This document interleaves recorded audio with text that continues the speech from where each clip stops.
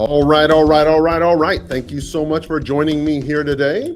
My name's Carl Krenzel here on the Red Pill Investor Podcast, as well as on Sell More Homes Now, my channel here on YouTube. Today, we're going to be going ahead and doing a lot of prospecting. This is courtesy of our good folks, good friends over there at the Red X.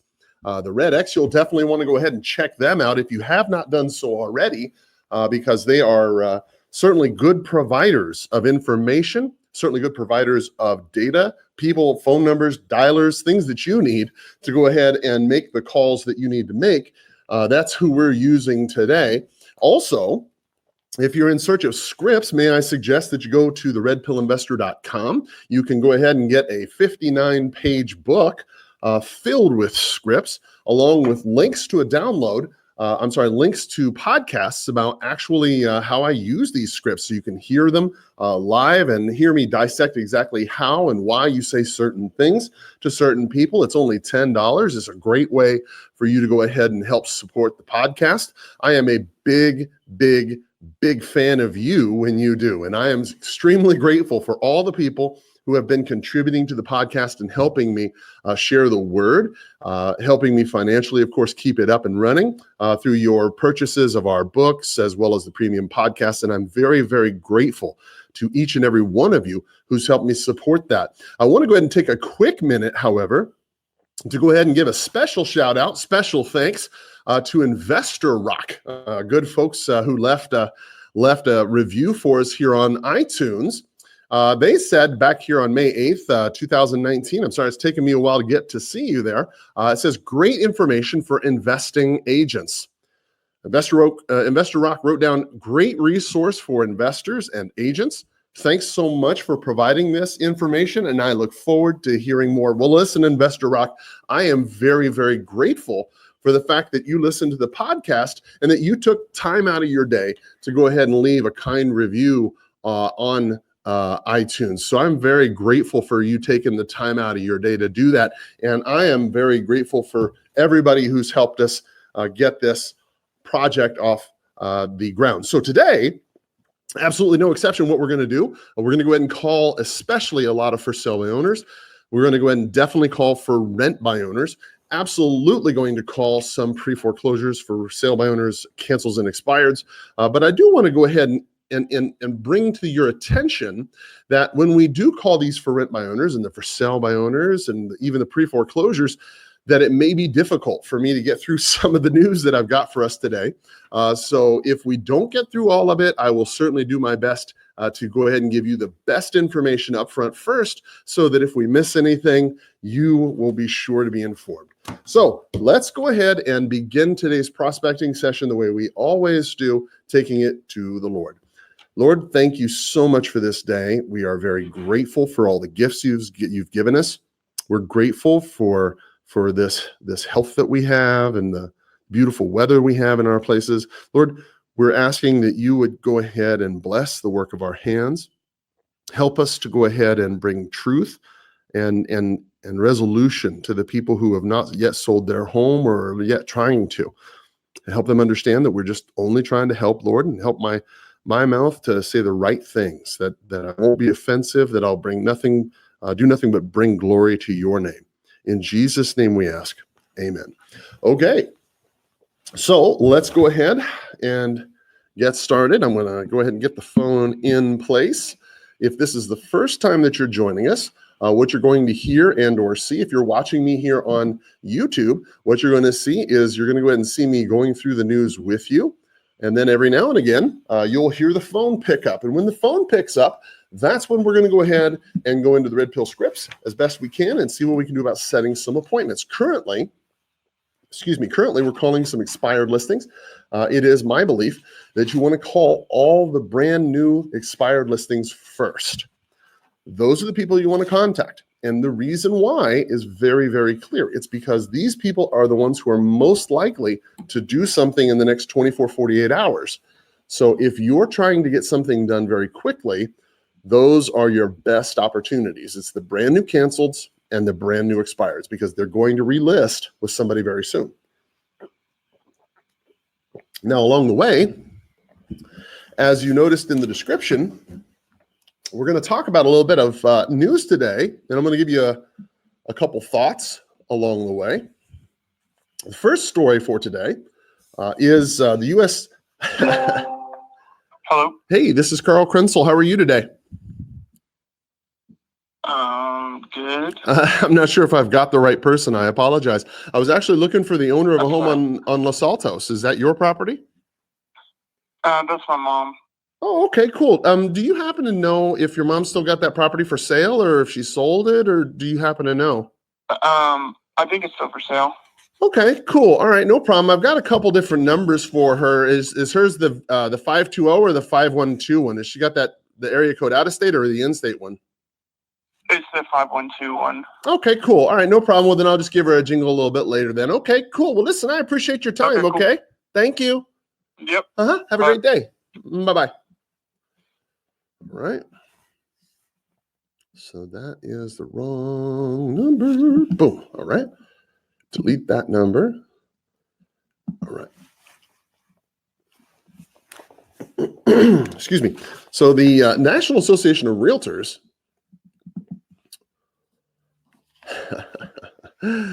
oh boy, God bless the National Association of Realtors. I tell you, I'm very grateful for my association. I really am, but I have questions sometimes about the leadership and their decisions that they make. When they started selling data to third-party applications like Zillow and whatnot, I mean, a lot of agents didn't really care for that. And they felt as though, at the time, that the National Association of Realtors had sold realtors down the river. I remember a lot of realtors back in the day being absolutely furious with the National Association of Realtors for some of the choices that they had made with regards to our third-party information, our data from our listings. And I think rightfully so, people were upset. Sometimes I don't know that the National Association of Realtors makes decisions based upon its membership versus its own profitability. That's just simply my opinion, but it is what it is.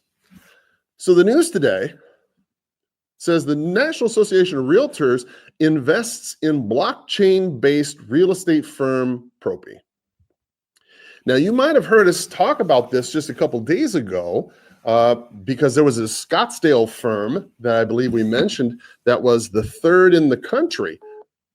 Oop, got a call coming in. It's got to put them on, can't talk to you right now here. I don't know how they got through, but bam, there we go. I'm not entirely sure. We talked about this a couple days ago with the National Association of Realtors, with a firm up in Scottsdale actually being able to go ahead and record a deal through blockchain. And we remarked at the time about how it was a very good thing, I think. I think we all would agree that things that you can do to help increase the security, decrease a fraud risk, increase the speed of a transaction, anything you can do like that is certainly, to me.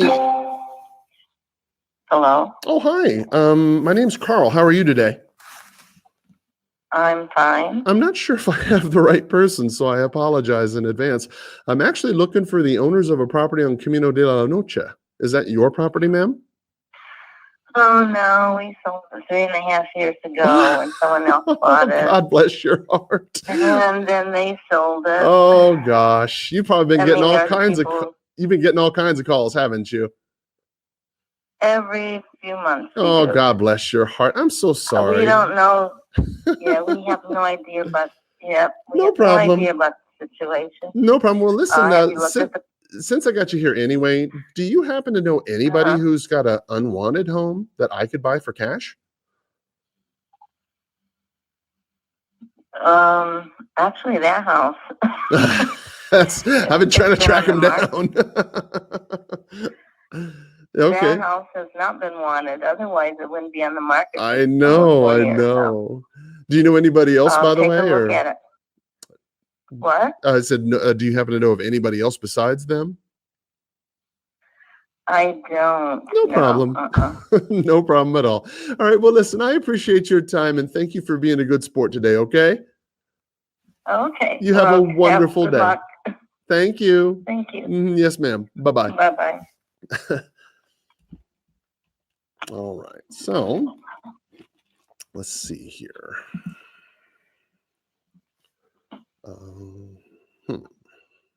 Wrong number. There we go.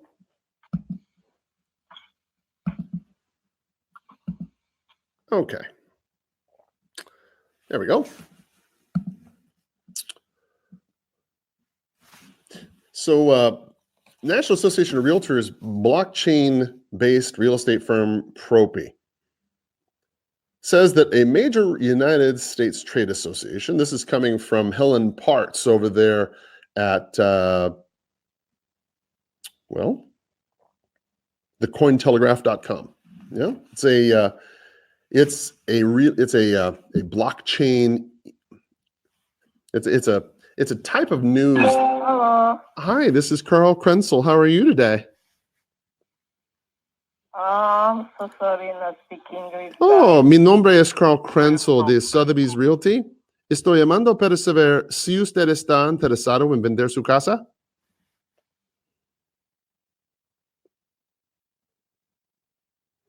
Hello? Okay, no problem. From cointelegraph.com, this is a news blog primarily about blockchain, e-technology, things of that nature. So their whole bent, if you will, is from this e-commerce, Bitcoin, blockchain. That's what they're all about. And so they're talking about this, and they're saying that the NAR strategic arm, Second Century Ventures, has invested an undisclosed amount in Ethereum, an Ethereum blockchain-based proxy startup Propy, as part of its commercial real estate technology accelerator Reach. So it turns out that this Reach program was the first commercial accelerator of its kind, aiming to bring together major technology disruptors in the real estate industry by selecting 10 startups to enter each year. By choosing Propy, Second Century Ventures intends to streamline its operations through blockchain technology in real estate transactions due to its immutable data storage, the firm's senior marketing and senior communications director, Ashley Stinton, said. Propy, founded in 2017, only 2 years ago, get this, Propy is a global real estate transaction management platform for facilitating property transactions online. Back in 2017, the company raised about $14 million in an initial coin offering through its own utility token pro that's designed to bolster a self-sustaining ecosystem tracking global real estate ownership. Oh boy. Specifically, Propy eliminates the need for a third party in real estate transactions, providing an additional level of security and transparency in the market. The NAR is reportedly the largest trade association in the United States, representing 1.3 million members. Last year, a pilot program in the state of Vermont reportedly completed, the first entirely blockchain-based real estate transaction in the United States in collaboration with Propy. Earlier in May, the Enterprise Ethereum Alliance described a set of blockchain use cases in the real estate industry in a report claiming that blockchain tech could potentially shorten the process of recording and transferring property. So what does this mean for you and I? Okay, well, I think in short, what this is starting to indicate, many of you may not remember what it was like in real estate prior to the internet. I know I'm giving away my age, right? But there was, believe it or not, there was a time in real estate when you could not go online and look up a property. You couldn't go on your smartphone or on your desktop or a computer at the library. You couldn't look at properties online. If you wanted to find out about a property, how many bedrooms, how many baths, how much it was for sale for, the square footage, you could not even go online and look in the Zillows of the world or tax records. No, what you had to do is you had to physically get on a telephone and you had to call a real estate agent, or you had to stop by a real estate agent's office and you had to ask them about the property. And what they would do is they would go ahead and they'd look up in their real estate book, right? It used to look like a Sears catalog, and many of you are probably too young to remember that too. Sears, a company that used to exist, had a catalog that they would put out every year, and it would be about this thick. It would tell you all the things that it would sell, and you could actually order them, and they would mail them to you. You get them in the UPS back in those days. And ironically enough, the way that we sold real estate even 20 years ago, 23 years ago, was just like that. It was in a book. You looked at the price, you talked to the other people, and you moved on. And that was it. And then at one point, the National Association of Realtors decided to go ahead and start looking at this internet thing. You know, AOL was really big at that time, because what they would do is they would go ahead and put out discs in a supermarket. You might even remember that, right? The little discs that you would put in your computer at home, right? And you'd hear that thing or whatever, and then you'd be able to look online. And the internet at that time was very, very gestational. People didn't. There were even, believe it or not, there were even people who thought at that time that web pages, that's just a billboard in the internet highway. That's not ever going to amount to much. This whole internet thing is just a flash in the pan. I remember people saying that. Primarily, it was the older agents who were saying that. And I remember older agents 50s, 60s, 70 years old. Well, maybe not 70, because by that time they really weren't in it. But 50, 60 years old at that time, remarking how the computer systems and things were just too complicated, and it was just not the same. And many realtors got out of the business at that time. And I also remember many people being very angry with the National Association of Realtors for selling data and for giving up the rights to our data and allowing people to profit from us. 23 years later, the National Association of Realtors strategic investment arm, Second Century Ventures, has invested an undisclosed amount in Ethereum blockchain-based startup Propy as part of its commercial real estate technology accelerator Reach.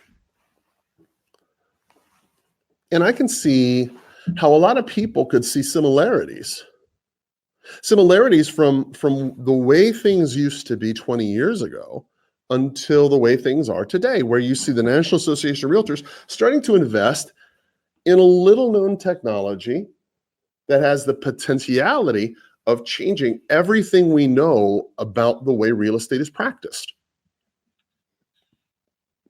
I mean, if you've been around the block for a while, you can remember, I mean, there were times, believe it or not, where it would take up to 6 weeks for a VA loan to close.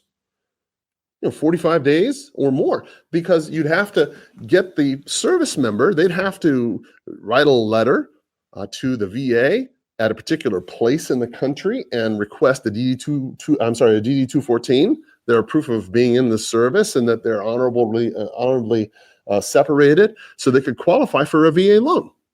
And that in and of itself would take a couple of weeks, because the VA would have to look into the thing and then make a copy of it and mail it back to you. And it would have to take some time to go through the mail.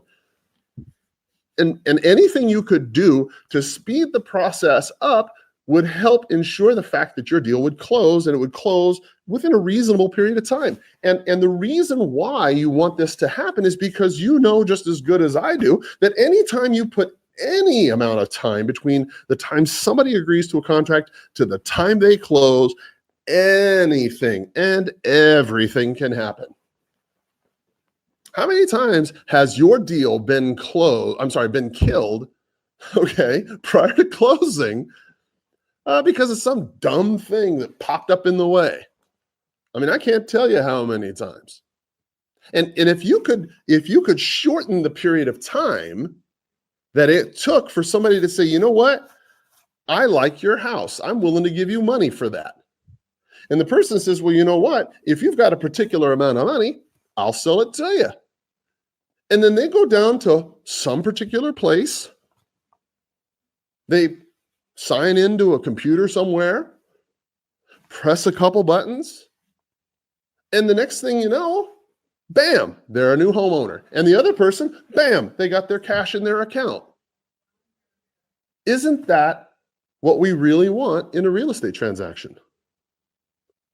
Now, I know that right now, some of you are listening to this podcast on the redpillinvestor.com, or you're watching it here on YouTube, rather it be now or later on, and you're watching this and you're saying to yourself, gosh, this whole blockchain thing, I don't know. I mean, what if this and what if that and all the what ifs going around in your head about whether or not you're going to have a place in the world? I'm here to tell you, you have a place in the real estate world. You have a service to provide. You have customers that you can help. The only thing that stops you is what goes on between your ears. You tend to be your own worst enemy. But if you look at this from your customer's perspective, I mean, I've been a customer of a title company. Okay, not throwing names out. I'm not going to toss anybody under any buses here. But honest to God, have you been in this year, or maybe even last year, or maybe this month, I don't know, but have you recently been involved in a real estate transaction where somebody screwed up and it delayed the closing? Now, as a realtor, you can get very, very frustrated with a title company who fails to close or fails to close your transaction on time. But if you're a property owner counting on that money because you need to move into something else, and the title company's screwing up, or the closing is getting delayed because of people, well, that's a problem.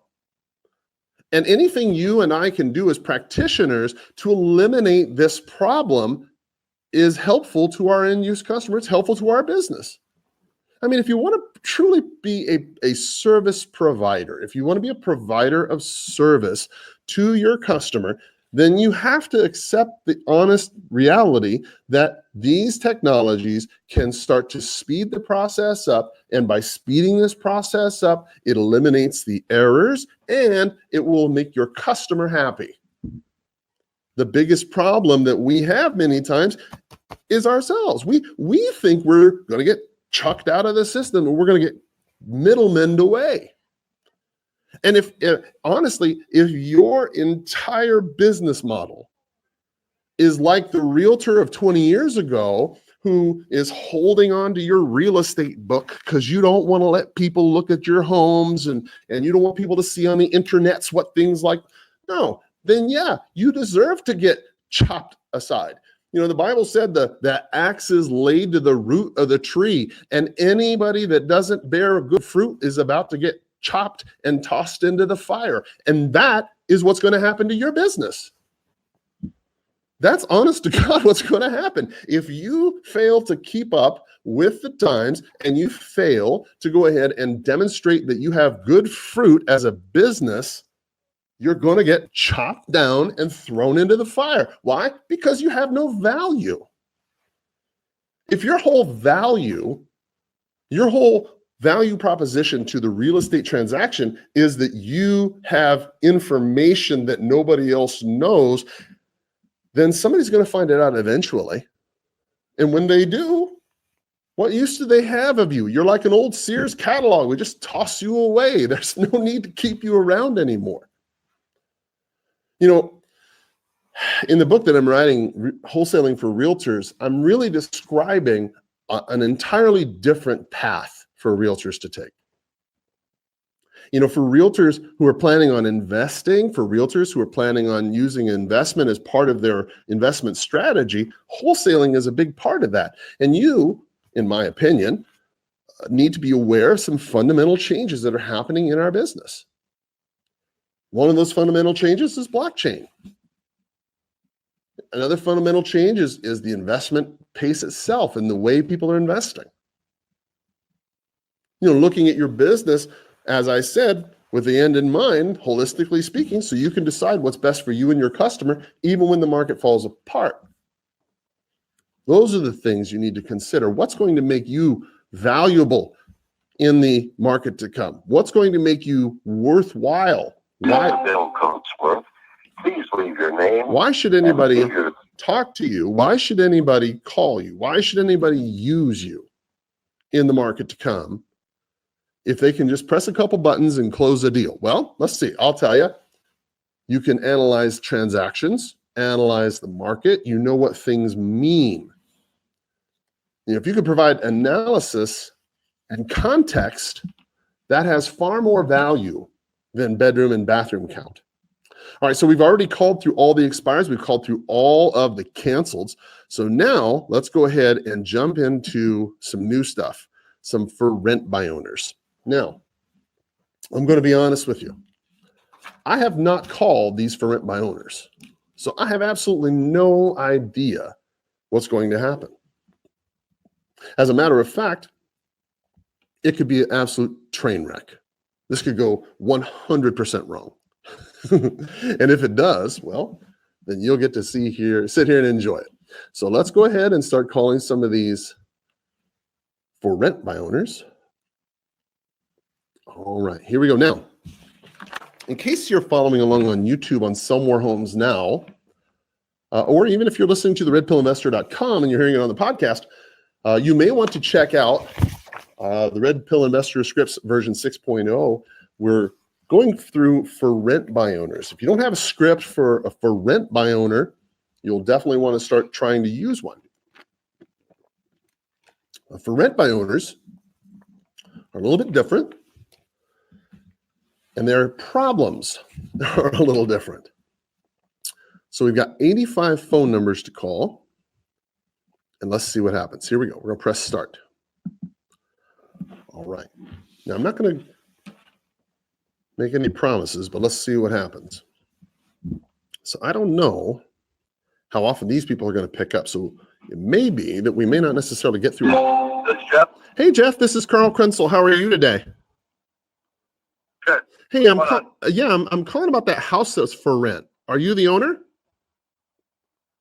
I am, but it's already been rented. Oh, okay, cool. No problem then. Well, I guess I'm a day late and $1 short. No worries. Listen, I'm a broker here in town who buys property. Do you know anybody who's got an unwanted property that I could buy for cash? No, I don't. Okay, cool. Well, listen, Jeff, I appreciate your time and I hope you have a great day. Make sure you stay out of that heat today, okay? All right. All right, brother. Good luck on your hunt. Thank you, sir. Bye-bye.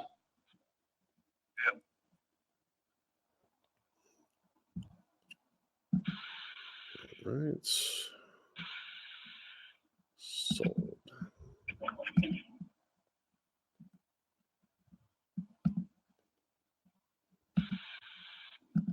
Okay. All right. Next. All right. Well, let's move on. Let's see. The next for rent by owner. And now these, by the way, these for rent by owners are coming to us from the Red X. I've got. Hello, this is Emily. Hi, Emily. This is Carl Krenzel. How are you today? Fine, thank you. I'm not sure if I got the right place. I was calling about that house that was for rent. Are you the owner?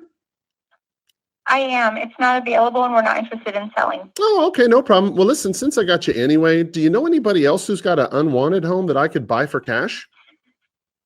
No, I don't. Okay, great. Well, listen, I appreciate your time and you have a great day, okay? Thank you. Bye-bye. Thank you. Okay. Some of these numbers, as I mentioned, from the Red X.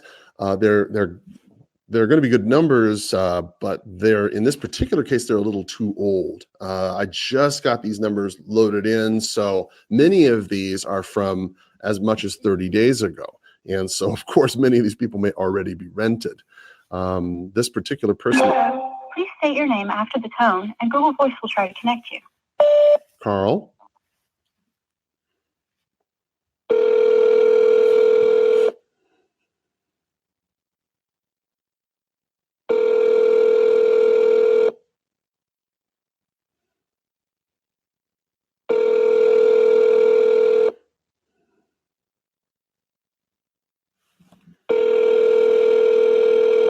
Okay. Now, I always tend to let things ring 3 times.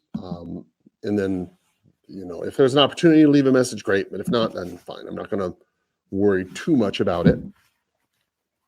But I think 3 times is plenty for them to pick up the phone. So while we're dialing this, I'm going to put the... Oh, it's Craig. Hey, Craig, Carl Krenzel, how are you today? Good. How are you? Man, I'm better than I deserve. Thanks. I'm not sure if I have the right person. I apologize. I was calling about the house that was for rent. Are you the owner? Oh, yes, I am. Which home is it? Is it the one on Bellevue? Yes, sir. Perfect.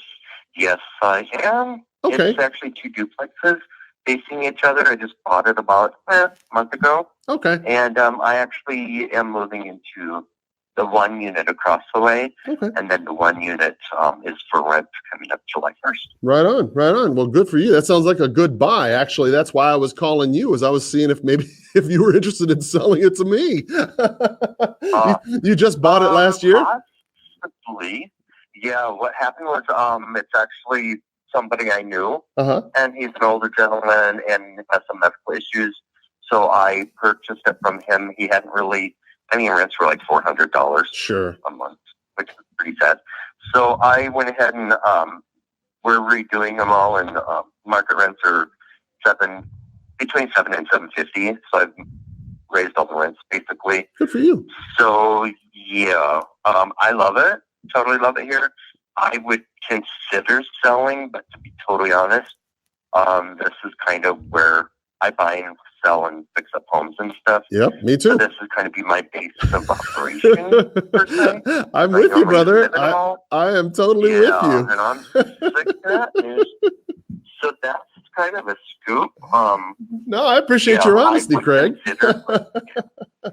Okay, no problem. And that's no problem. I appreciate your honesty. Now, that's a very good property right there. I'm looking right at it. It's a nice little spot. So I'm sure you're going to be able to make plenty of money on that. All right. Well, Craig, thank you so much for taking. Never sell, but no problem. Sure. Thanks for taking my call. Something. Sure, no problem. Thanks for calling. No problem. Have a great day. All Bye-bye. Right. You too. Bye-bye.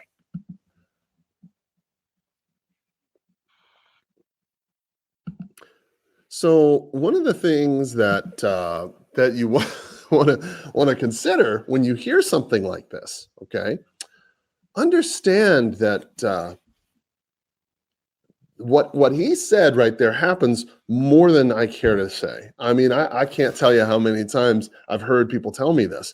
They're talking to somebody that they know and they're older and they've just had this property around for years. They've never done anything with it. It's been renting out for $400 a month or whatever it is. Hello? Hi, this is Carl Krenzel. How are you today? What are you calling from? Well, I was calling about the house for rent. Is this the owner?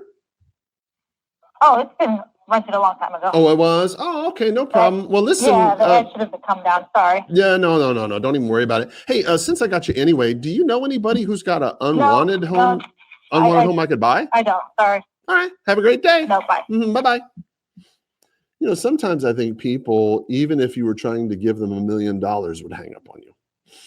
I think one of these days what I'm going to do, if I ever win $1 million, billion, let's say, or 2 billion or whatever it was, a lot of money. I think what I would do is I would call people up. This is the fantasy I have in my head. I would call people up and tell them I'm going to give them $1 million and just see if I could give away $1 million. And I almost bet you that nobody would take it.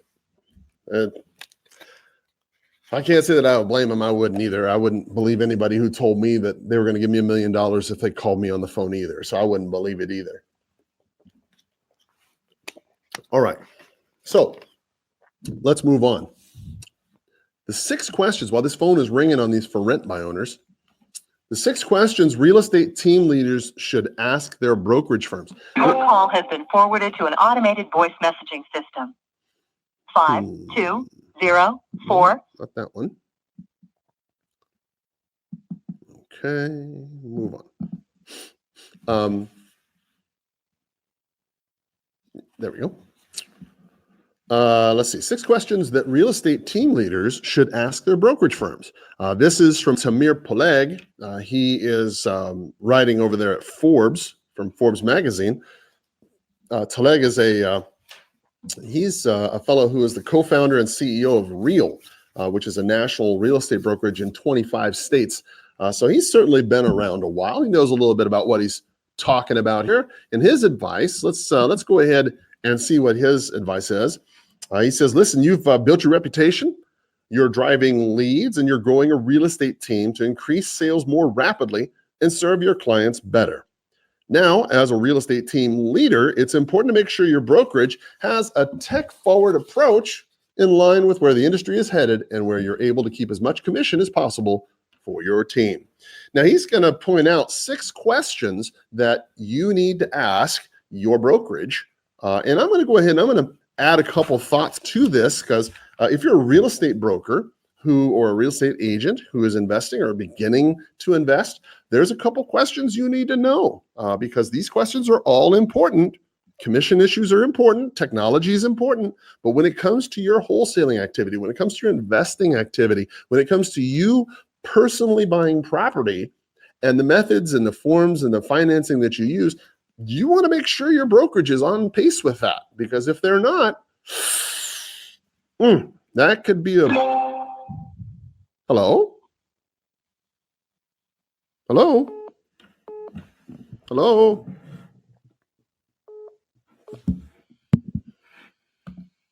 So, hang on just a second. No answer. There we go.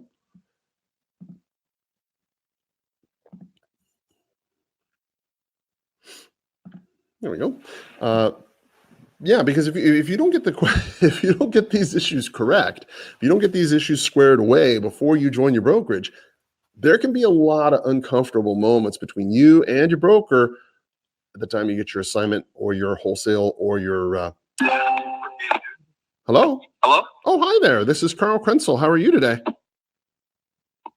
Doing okay. How are you? Man, I'm better than I deserve. Thanks. I was calling about that property that was for rent. Is this the owner? It is. The property, it's no longer vacant. Oh, okay. You already rented it out? Mm-hmm. Okay, no worries. Well, listen, since I got you here anyway, I'm a broker who buys property. Do you know anybody here in town who's got an unwanted home I could buy for cash? Actually, I do. His name is John DePato. Okay. And he's trying to get rid of his property. Oh, yeah. All right. Well, So I don't know if he's speaking to any sellers or anything yet. Do you want contact information? Yeah, if you don't mind, let me go ahead and get my pen ready here. All right. Yeah, go ahead.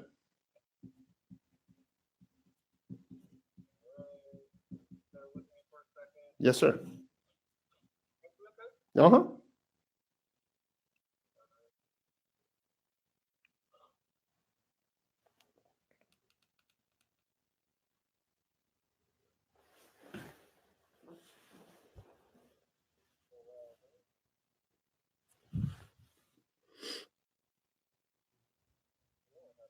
It's okay. Yeah, it's probably buried in your phone somewhere.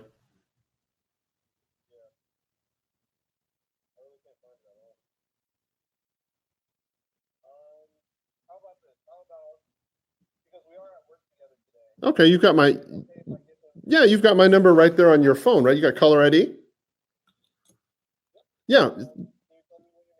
Yeah, it's Carl. Uh-huh. Yeah, no problem. My phone number is, or my name is Carl, Karl. Okay. and I'm a broker here at Sotheby's, but I buy property on my own. And if he's got an unwanted property he's looking to sell, then I would definitely be interested in talking to him about it. And the number right there on your caller ID is my cell phone directly. Okay. Okay. Great. Hey, no Yeah. problem. I appreciate your help. Thank you, sir. Mm-hmm. Take All care. right. Have a good one. Yes, sir. You too. Bye-bye. Yeah.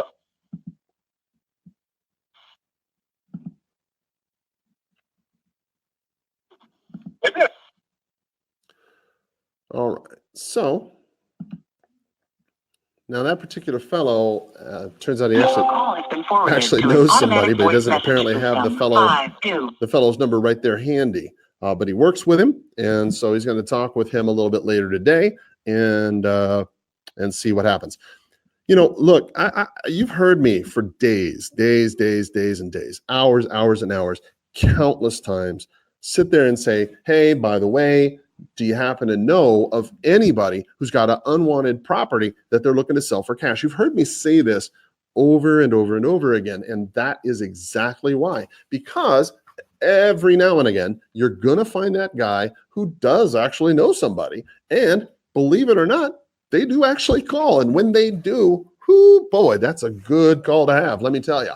All right, so let's get with these 6 questions that Mr. Tamir Poleg from the CEO of Real has to say about the questions you need to ask a brokerage when you're deciding to join. First, do you provide branding freedom? Branding freedom.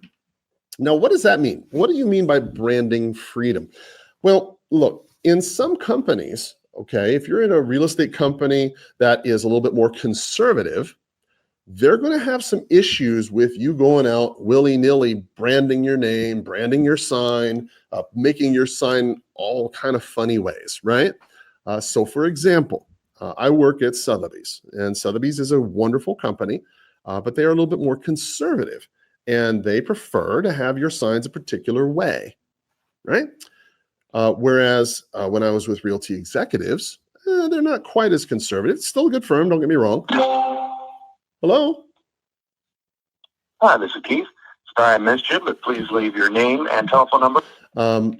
Still a good firm, don't get me wrong, but they're a little bit more liberal in their approach, a little bit more liberal in what you can do. And so what will happen many times in a type of company that's a little bit more liberal, you're able to build your own brand, build your own logo, colors, images, text, that you can have particular fonts. I mean, all so long as it all falls within the Department of Real Estate's regulations. But other than that, you can kind of, Hello. hey, this is Carl Krenzel. How are you today?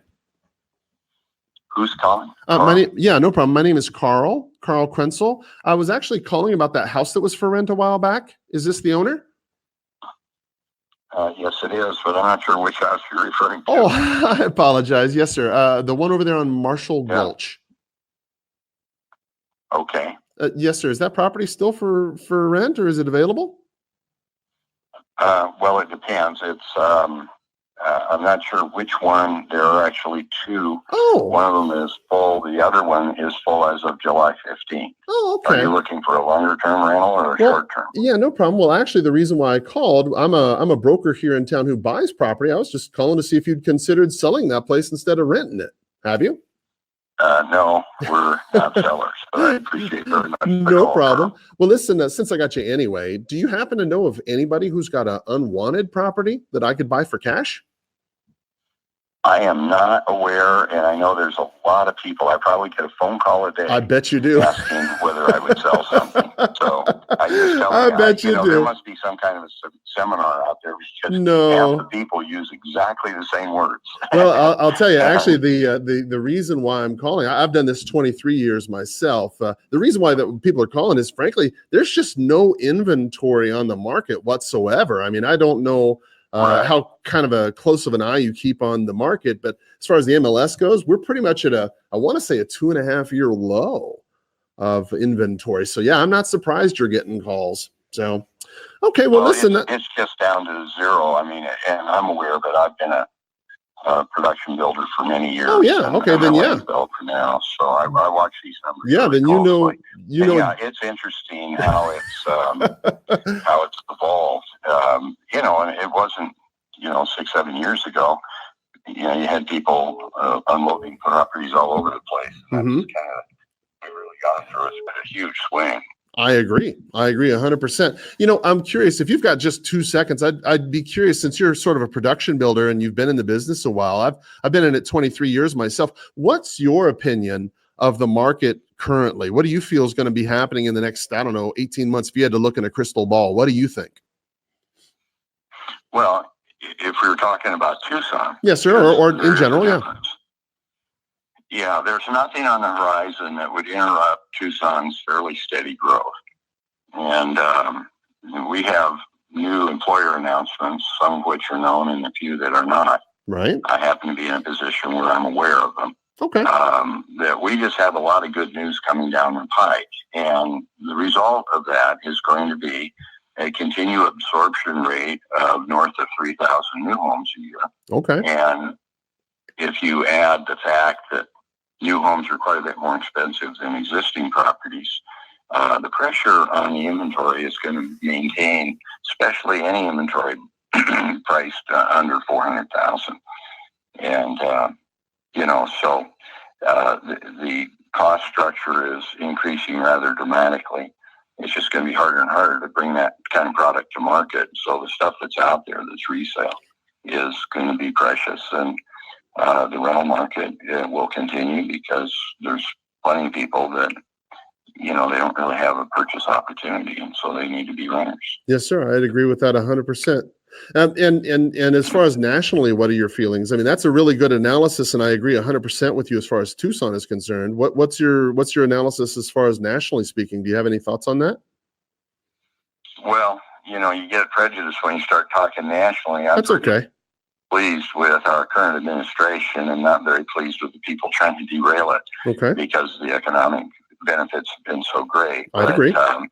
If Trump's able to put something together with China and let's hope resolve the border crisis through effective management with Mexico, that's going to put the United States in a very strong position to rebuild its center or middle income basis of all those jobs that we lost. We're not going to get them all back, but we're making a dent in that and moving some companies back. And that really speaks well for our national agenda. Yes, sir. And, we'll see whether that gets derailed. It's curious the number of people that seem to want to destroy that effort in any way they can in order to get their party in place. It's satanic as far as I'm concerned. So as long as we don't end up with the crazies in charge, we're probably going to be in pretty good shape. Outstanding. And when I say pretty good shape, what are the elements that you and I need? Low interest rates. Okay. Yes, sir. If the interest rates are retained and stay low, that's going to keep the housing market moving exactly where we need it, as good as it's going to be. And if we don't step into strong inflation, which so far we haven't, we have a balanced economy and lots of benefits that flow back, and especially to those who hold assets. Well, I got to tell you, thank you very much. Is this Chris? Mr. Schaefer? Yeah. Okay, I appreciate your help, and I really appreciate your commentary, and I agree with you 100%. And it's good actually to hear somebody like yourself, as educated as you are on the market, kind of share your thoughts with me, because I'm 23 years into this myself, and I only talk to realtors. You know how it is. You're a pro. Well, I've got to be honest with you. The thing that I'm very encouraged by is the markets have gotten, the interest rates are down to 3.82% with a half point on the origination fee. That's nationwide kind of your average, and that's incredibly low. I mean, you obviously remember when the interest rates were 13, 14%. I also think I remember when they were 19 and 20. that's before my time. In charge of the Fed. Oh my gosh, that's before my time. The other thing I tend to think, at least as far as Tucson is concerned, I agree 100% with you. With the new plant coming in down south with Amazon down there, all the construction they got going on throughout the city, we've just got a very low amount of inventory. We have a lot of new construction building to meet that need. And I agree with you. People who are in a rental type of market have to rent because many times they're just unable to buy because of loan to debt income or whatever. So nationally speaking, I agree with you 150%. I tend to think, again, regardless of politics, Trump and his administration, his policies have really managed to turn this economy around. And quite honestly, I agree with you. China has been pushing the United States around for far too long. And if he's able to stabilize this and have Mexico being, especially here in Arizona, if he can have Mexico act as a way to control this unfettered immigration, I think that's going to be beneficial to our country. It's going to raise people's ability to make income for a citizen. They're going to have more higher paying jobs that they can pay, and then they're going to be able to buy more homes. And I think ultimately that's going to help our economy. So I'm 100% with you on that one. So, all right. Well, listen, we'll see what happens. We will pray together on that one. It sounds like you're a praying man. Am I correct? Yeah. Well, sir, that's my first priority. Well, sir, I'm going to be with you. You know how Jesus said, as long as two of us agree, then then he's going to be with us. So I'm going to just pray with you on that one, and we'll pray for our country. Fair enough? Yeah. I appreciate the comment, and good luck to you. Thank you, sir. I appreciate you. You have a wonderful day, and please stay out of this heat. It's going to be a scorcher today. Yeah, I know. And thank you, Carl. I'm going to be in the shade all day. Yes, sir. You take care. Have a great day. Bye-bye. Bye-bye. All right. Now, see, it's important in my mind, okay, to hear from your customer. It's important to listen to the consumer on the ground, because you never really know what kind of perspective they're going to have, politics aside, Trump aside, all this other. Look, I don't want Trump to be a stumbling block between you and me, okay? I don't care what you think about Trump. Hello? Oh, hi. My name's Carl Krenzel. How are you today? Okay. I'm not sure if I have the right person. I was calling about that house that was for rent. Is this the owner? Yes, but it is no longer. I figured. Yeah, I've been calling a little bit too late, I think. So no worries. Well, I'm a broker who was here in town. I was calling to see if you folks had even considered just selling that property. Have you? Maybe 2 years. Okay, no worries. Well, hey, since I got you anyway, do you know anybody who's got an unwanted home that I could buy for cash? I wish I did. No problem. All right. Well, listen, brother, I appreciate your time and your honesty. You have a great day. Really good. Thanks. Take care. Bye-bye. You too. Bye-bye. All right. So, yeah, I mean, I don't want Trump to become a stumbling block between Please us. state your name after the tone, and Google Voice will try to connect you. Carl Krenzel. Yeah, I just think that we as Americans need to be concerned about our economy, regardless of who's a president. We just need to be, as he said, low interest rates. We've got to have people with high paying jobs, low interest rates, so they can go ahead and afford to buy property, whether it be for an investment property on their own, or whether it be a property for themselves. You've got to have people who have the ability to buy a property. And if they can't buy property, then you as a realtor, it doesn't matter who's the president. If they can't buy a property, who cares is in office? They have to be able to buy property. All right, so back to the questions. Branding freedom, yeah? All obviously staying compliant with your state real estate advertising rules, but some companies, they're going to be particularly conservative, and others are going to be particularly liberal when it comes to your branding freedom. And if you're on a team and you're trying to figure out, should you join that? You have reached the voicemail box. Should you join that team or this company or that company? Then you probably ought to know that. Second question a team leader needs to ask a company, what are your team splits and cap? What's your team splits and your cap? Now, if you're going to compensate your team members with a commission split, then you're going to need a high split on your gross commission from your brokerage as possible. Meaning that if your brokerage is giving you, let's say, an 80% split, right? Then the people underneath you are going to need to get paid from that kind of thing, or their pay is going to be relative to that, right? So you need to get a highest split on a gross commission from your brokerage as possible. Given the volume that you're likely to generate, a reasonable annual cap makes sense as well. Hello? Hey, this is Carl Krenzel. How are you today? This is who? Oh, I'm sorry. My name is Carl Krenzel. I was calling about the house that was for rent. Is this the owner?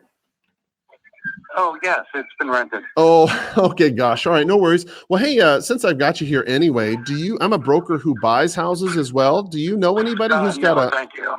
do you know No, anybody thank who's got an unwanted home I could buy?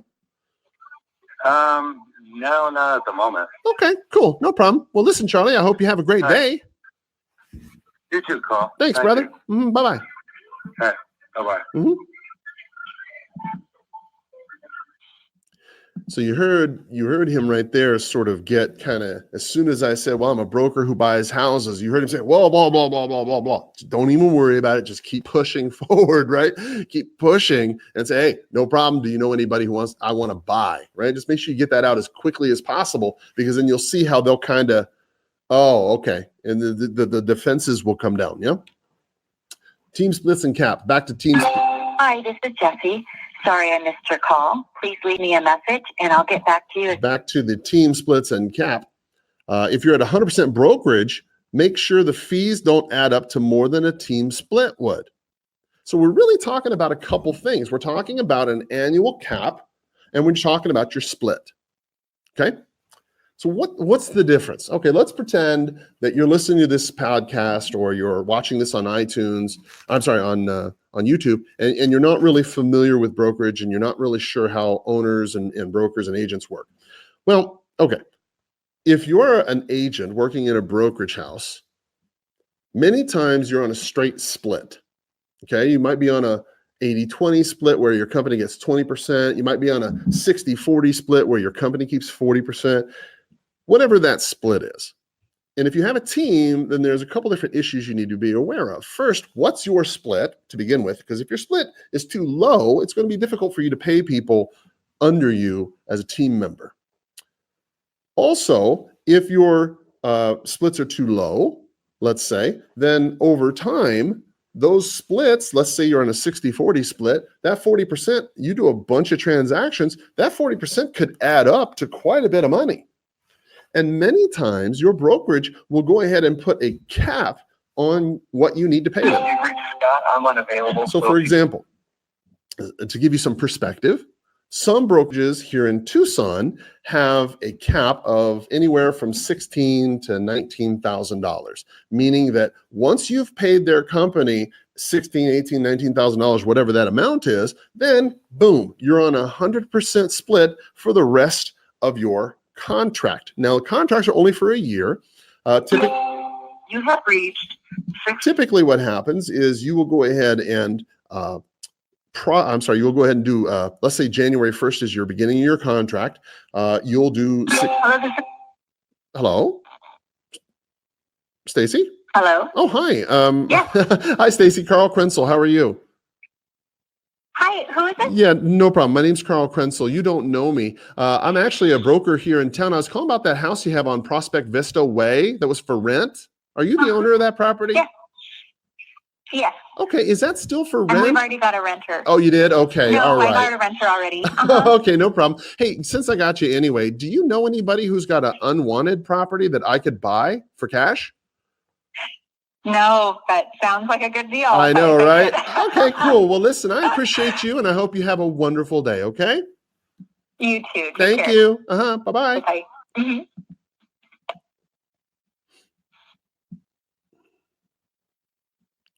Okay. Yeah, as I suspected, many of these for rent by owners are a little bit older, and I'm just going to have to manually go through some of them, and they're going to be rented out, and that's okay. Because from here on out, each day, they're just going to get better because, as I mentioned yesterday, I talked to the folks. Hello, you've reached Mike Sutton with Serena Group.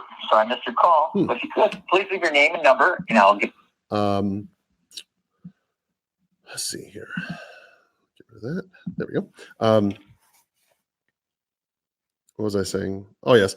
The data is going to get only better because I mentioned to the Red X folks You've reached the voicemail about that things we needed to adjust Please state your name after the tone. and change, and then we would go ahead and get that changed. So from here on out, it's only going to get better. By the way, every time you hear that it goes ding and then there's a voicemail going on. Hey, this is Carl Krenzel. Hi, my name's Carl. How are you? Good news. My name is Carl. I was calling about that house that was for rent. Are you the owner? Yeah, it's not for rent anymore though. Oh, okay. Yeah, I figured I might be calling a little too took it late. off No worries. Yeah, I took it off all of the websites. Okay, no worries. Well, since I got you here anyway, I'm a broker who buys property. Do you know anybody who's got an unwanted home that I could buy for cash? Don't. Okay, no problem. Yeah, it's kind of an odd question anyway. If you don't mind me asking, did y'all just rent that property out on Sampras?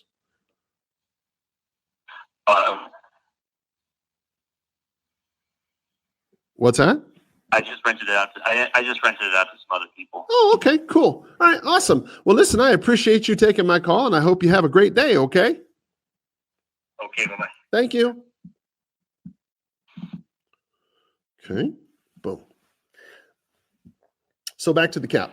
Sometimes if you're at 100% brokerage, right? We were talking about how if you were at January 1st, you do all these transactions and that 40% split over a while is going to add up to a particular amount. When it adds to the particular amount, let's say it's 18,000, then from 60%, you jump up to 100% and you're on 100% until back to January 1st when you start your contract all over again. And then maybe you might be at a different split.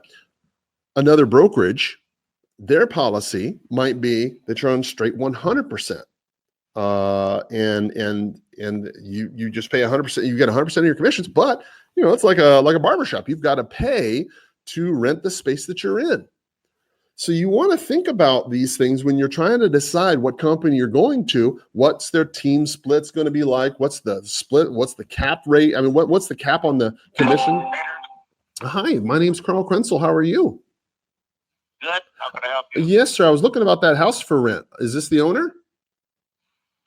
What's the address? Oh, yes, sir. It was the one over there on Goshawk. It's probably been rented out. It's been a while. Is that place still available, or? Yeah, it's been rented. If you want to get updates, our website is deedtrader.com. Oh, okay, cool. All right, will do. All right. Thank you, brother. Have a good day. Have a great day. Bye-bye. So I'm going to delete that dude.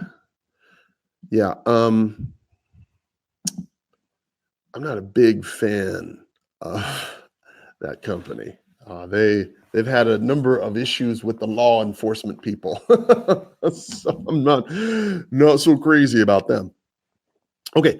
Third question that Mr. Toleg says that people need to be concerned about: what technology do you offer, and at what cost? That is an important question. Well, you can buy your own tools, but incremental costs add up. Things like the Red X, things like your multiple listing service, things like all these other things that you've got associated with your fees, that can add up after a bit. So you want to start thinking to yourself, well, gosh, what are some of the tools that your company provides that you could use in your business? At the minimum, okay, you need to have some kind of CRM, some kind of customer relationship management company or system so you can track and nurture your leads. The call has been forwarded to an automated voice messaging system. The one thing that you want to be aware of is that if your CRM, your customer relationship management program, is related to that company, if you use all of your data, you put all of your names, all your numbers in that CRM, then that's essentially like golden handcuffs. They keep you tied to that company. So you want to be very careful of putting all of your ducks in one place. You want to be very careful about using one phone number that their company provides that you put on all your signs and everything like that, because then that ties you to the company, right? You want to be very aware of that. Third, what technology Oh, no, we already said, do you offer and what cost? They said a couple different suggestions. Chime CRM and the website, that's one. Dot Loop transaction management, perhaps Google Suite software, Cloud CMA comparative market analysis like Toolkit, perhaps. That's one that Sotheby's provides. It's a good one. Slack office chat. I'm not a big Slack office chat kind of guy, but you need to have some sort of ability to contact your broker with questions. You need to be able to contact your transaction management people for any questions or file reviews that you might need. Broker signatures, commission payments. You want to have people that you can physically go to that need to get things done. And here's why I say physically. There's a big thing going around amongst real estate agents about having their real estate business run in the cloud. They work out of their homes. Everything's done in the cloud. Their broker is in another city. They might even have an office with one person assigned to it. Call me old-fashioned. A lot of people tend to think that when you have no broker, no management, no office, that it's the best thing possible. And I'm here to tell you that that's not always the case. Please state your name after the tone, and Google Voice will try to connect you. Carl Krenzel. One of the things that you want to consider is that it's true, you might be a very responsible person. Okay, you might be the guy or gal, the practitioner that does everything right. You turn in all your paperwork, you never miss a thing, you never miss a signature, you never miss a dot or an I, never even miss a piece of paper. But not everybody in your company is going to be like that. And they tend to look for people who are not all that diligent about keeping up on their company. If you've got a designated broker or somebody who's, kind of acting like a designated broker and they're not being paid that much and they're just kind of here to look around and make sure things, that's not a good situation for you to have, because you could lose your license very quickly, or maybe your license could be suspended very quickly. If your broker has a lackadaisical approach at things and they lose their license, or somehow they forget to get things done. Hello. Hey, Robert, this is Carl Krenzel. How are you? Who is this? Oh, my name is Carl Krenzel. How are you today? Oh, fine, thank you. I'm calling about that property you had for rent over there on 12th. Is that still available, or did you? It is? Okay, I figured it was. No problem. Yeah. Well, I'm a broker here in town. I was calling. Do you happen to know of anybody who's got an unwanted home that I could buy for cash? No, I don't. Okay. Thank you. No problem, brother. Well, listen, I hope you have a great day, okay?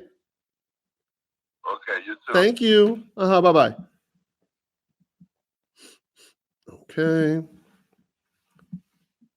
Boom. All right. When you're thinking of Please state your name after the tone, and Google Voice will try to connect you. Carl Krenzel.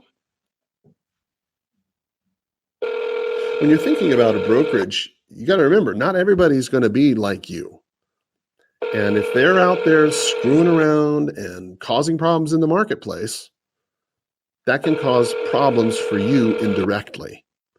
And it sucks if you go out there and you spend 4, 5, 6 years, because remember, you don't just up and move a real estate, company or a team every month or two. You don't do that.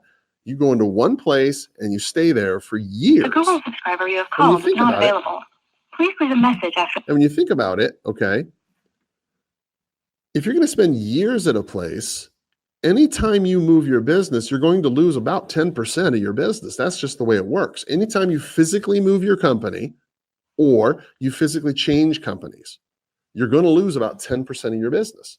And that's just because people don't know where you are anymore. They forget, even though you might have the same number, they lose track of you. It's the way it works. So it's not like you're going to be moving every 5, 6 months. You're going to be moving every 5, 6 years. And if you can imagine. Hi, this is Mike. Hi, Mike. Carl Krenzel. How are you today? Good. How are you? Boy, I'm better than I deserve. Thank you. I'm not sure if I've got the right place. Did you have that place? I was looking for the owner of the house that was for rent on 4th. Is that your property? Yes. Oh. Well, Julie's my partner. That's Oh, okay. why it's listed as her. Okay, no problem. Is it still available, or did y'all rent it out, or? It may be. I have a couple of applications I'm checking, but so it's not actually. I haven't signed any leases with anyone yet. I understand. Okay, no problem. Well, the reason why I'm calling, I'm a broker here in town who also buys property. I was just calling to see if you folks had even considered selling that property instead of renting it. Have you? Nope. Yeah, I don't blame you. That's a beautiful looking property right there. Yep. All right, no problem. Well, listen, Mike, do you happen to know of anybody else who's got an unwanted property that I could buy for cash? Not that I know of. I'd probably buy it if I did. That's my kind of man. So you buy fix-up type properties as well? I do. Do you buy them for cash, Sorry, or do you I need to get a hardly loan? hear you. Oh, I apologize. Do you buy them with cash, or do you need to get a loan? Usually cash. Okay. Well, listen, Mike, do you buy here in town like the little Tucson properties primarily? Yeah. Okay. Just around the university. All right. Well, if you'd like, every now and again, I come across stuff like that I can't do anything with, that I don't want to buy or flip myself, but I certainly flip it out to other people. Would something like that, would you want me to pick up the phone and give you a call? Sure. If you got one. Okay, great. Will do.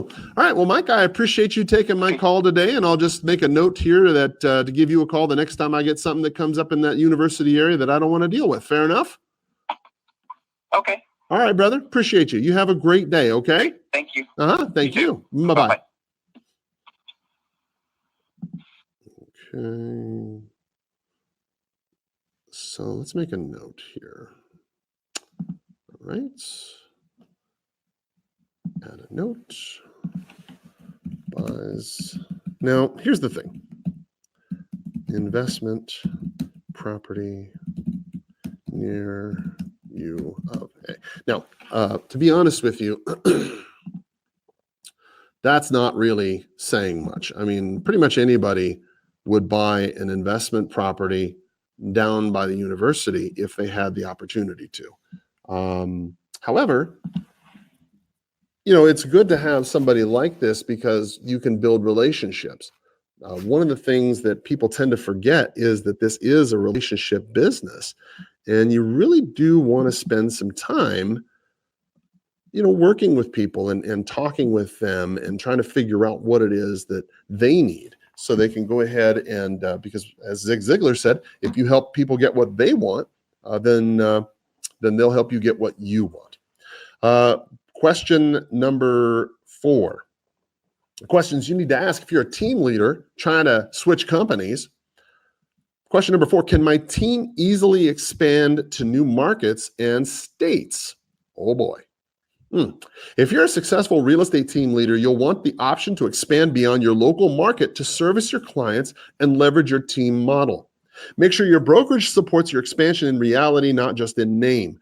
Getting sign-off from the local franchise owner to do business in a market is a headache you don't need. Look for a brokerage model that makes expansion as frictionless as possible.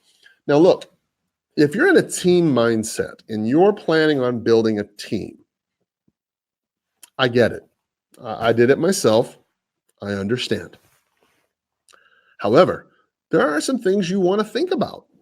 When you're starting to expand, okay, and in this particular circumstance, expanding beyond your local market, whether it be your city or even into an adjacent state. Let's say, you're in Yuma, Arizona, and you want to practice in California as well as Arizona. Let's say you're in the Four Corners area. Call has been forwarded to an automated voice messaging system. 3. Let's say you're in the Four Corners area. And you want to be able to practice in Colorado, Arizona, Utah, New Mexico. You want to be able to do this without your broker getting into a lot of hassle. And if you're in a situation where you've got a brokerage that's a franchise, and let's say you want to open up an office in an adjacent town, or an adjacent state or something along those lines, well, then you're going to have problems with franchises from the brokerage. And you don't want to deal with that, especially if you're trying to expand, because you're going to try to expand to a bigger area. Now, I recognize for most of you, this is probably not what you're planning on doing. But if you're planning on building a team in a large area, or particularly a multi-state area, then you're going to have to get this very clear with the people in your brokerage house. Make sure that they're on the same page as you are. Also, question number 5, what is my ownership stake? Hello? Hello.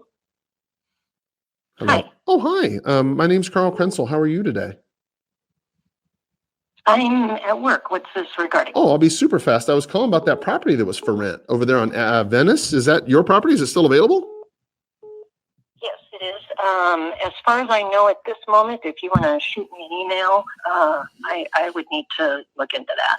Oh, okay, no problem. I had someone apply, but I'm not sure where it's at right now. Okay, Sorry no. for being curt. Oh, I thought you were a sales call. No. That's no problem at all. Well, actually, I'm a broker who buys property. I was just calling to see if you'd ever considered selling that home. Have you? No, I'm not. No, I'm not. Oh, Thank you I very see. much. So if Bye-bye. I gave you cash, you wouldn't sell that property to me? Damn. All right. Boom. Okay. What's my ownership stake in the firm? Ooh, this is a big one. As I've said before, even though most real estate agents and teams are independent contractors, there's no reason not to be treated as true partners in the brokerage you help build. Stock and stock options are... Well, Oh, hi, my name's Carl Krenzel. How are you today?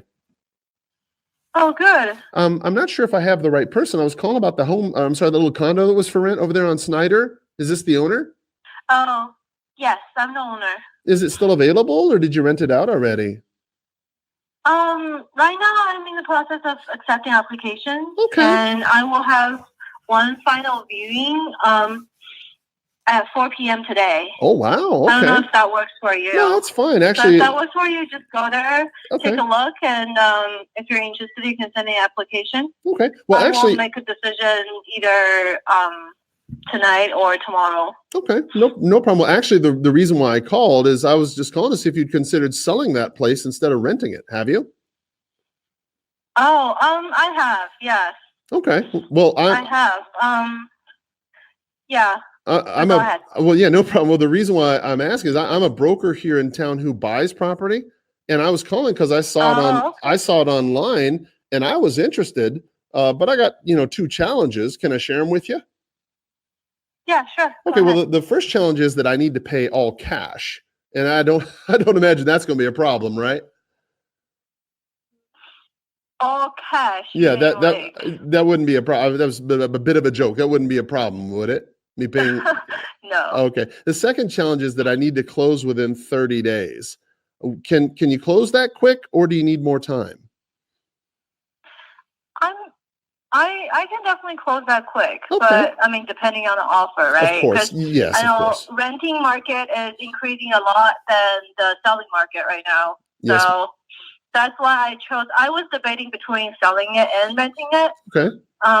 But I ended up going for because my current tenants are still, their contract are not ended yet. Okay. So their contract ends at the end of June. So I was thinking that's why I just trying to approach the renting market and see if I can rent it quickly. If I can, I'm gonna rent it probably. Well, again, depending on your offer. Of course. No, If not, that then makes sense. I definitely am thinking about selling it. Okay. Well, So- that makes sense. And you said that I could stop by and see it around 4:00 today. Yeah. Okay. Well, why don't I do this? I'll just stop by and take a quick look. I imagine is there going to be other people there? Will it be you, or how do I get in? It'll be my mother-in-law showing the place. Okay. She's a realtor. Oh, really? What's your mom's name? Maybe I know her. Yeah. She's from HomeSmart. I don't know if you. Yeah. know anyone What's her from name? there. Maybe I know her. I'm over at Sotheby's myself, but what's her name? Lee Fong. Okay, great. No problem. Well, then I will I look. mean, she is. Well, usually I'm the one who's taking care of it, but I have something sales going on today at 4 p.m., so I can't go. So Okay. she's doing me a favor, not as a realtor. No, I I'm understand. not going through her for the renting, but she is. She's just helping me out as Yeah. a family member. That's no problem. And there will be other people viewing the property, Okay. I suppose. No problem. Well, what I'll do is I'll just I'll stop by at 4 o'clock. I'll take a very brief look at it. What's a good email that I should email an offer to? What's a good email for you? Correct.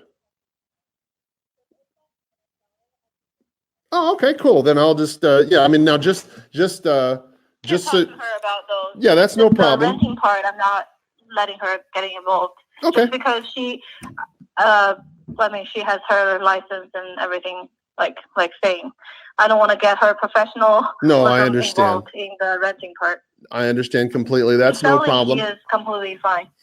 So then just I want to make it very clear when I buy property, as I mentioned, I'm an agent myself. I'm not trying to be offensive. Don't misunderstand me, but I don't pay other realtors commissions and stuff. When I buy a property, I just buy it exactly the way it is. No commissions. I pay all your closing costs. I mean, if your mom wants to get a commission or whatever, I mean, y'all have to work that out. The seller selling, paying the realtors anyway, so Okay. I'll cover my. Okay, good. As long as we were clear on that. So, okay, cool. Well, then I will look forward to coming out there and taking but there is one thing though. So this is my parents' property. Are you buying it for investment or because so they're foreigners, see, and if they sell properties, they have to sell to people who agree to live in there as a primary residence in order to not pay the FERPA. Okay, so they're concerned about FERPA and they need to pay they need to sell to an owner occupant to avoid paying the FERPA tax. Is that what I'm hearing you say? Yes. Okay. Exactly. All right. So if you can't sign that thing, then there's probably no reason to look at it because I mean it's gonna be more than like 10, 20K. Oh yeah, it's a pretty considerable amount of money there. Yeah. All right. Well then exactly. Okay, and so what I'm hearing you say, and I'll be honest with you, I'm not 100% certain on this myself, but what I'm hearing you say is your understanding of the current FERPA law is that if it's sold to a investor, then your parents are going to have to pay the tax. But if it's sold to a owner, a primary resident, then they will not have to pay the tax. That's your understanding of it. Is that correct? That was my understanding. Okay. Well, they might still have to pay other tax, but not the for the whatever, that part. Okay. Well, I'll tell you what. Yeah, let me do this. Let me check into it myself because that's a new one to me. I honestly have not heard that there was a distinguishment. I thought they had to pay the tax regardless of who they sold it to, but I might be incorrect. Yeah, I think there's a extra part of the tax that they need to pay if they sell it to a renter or whatever. I only encountered this because I bought this property from a Mexican people. Okay. And that's what they said. That's what they had to deal with. Okay, well, so I'll check. I had to stay or not rent for 2 years.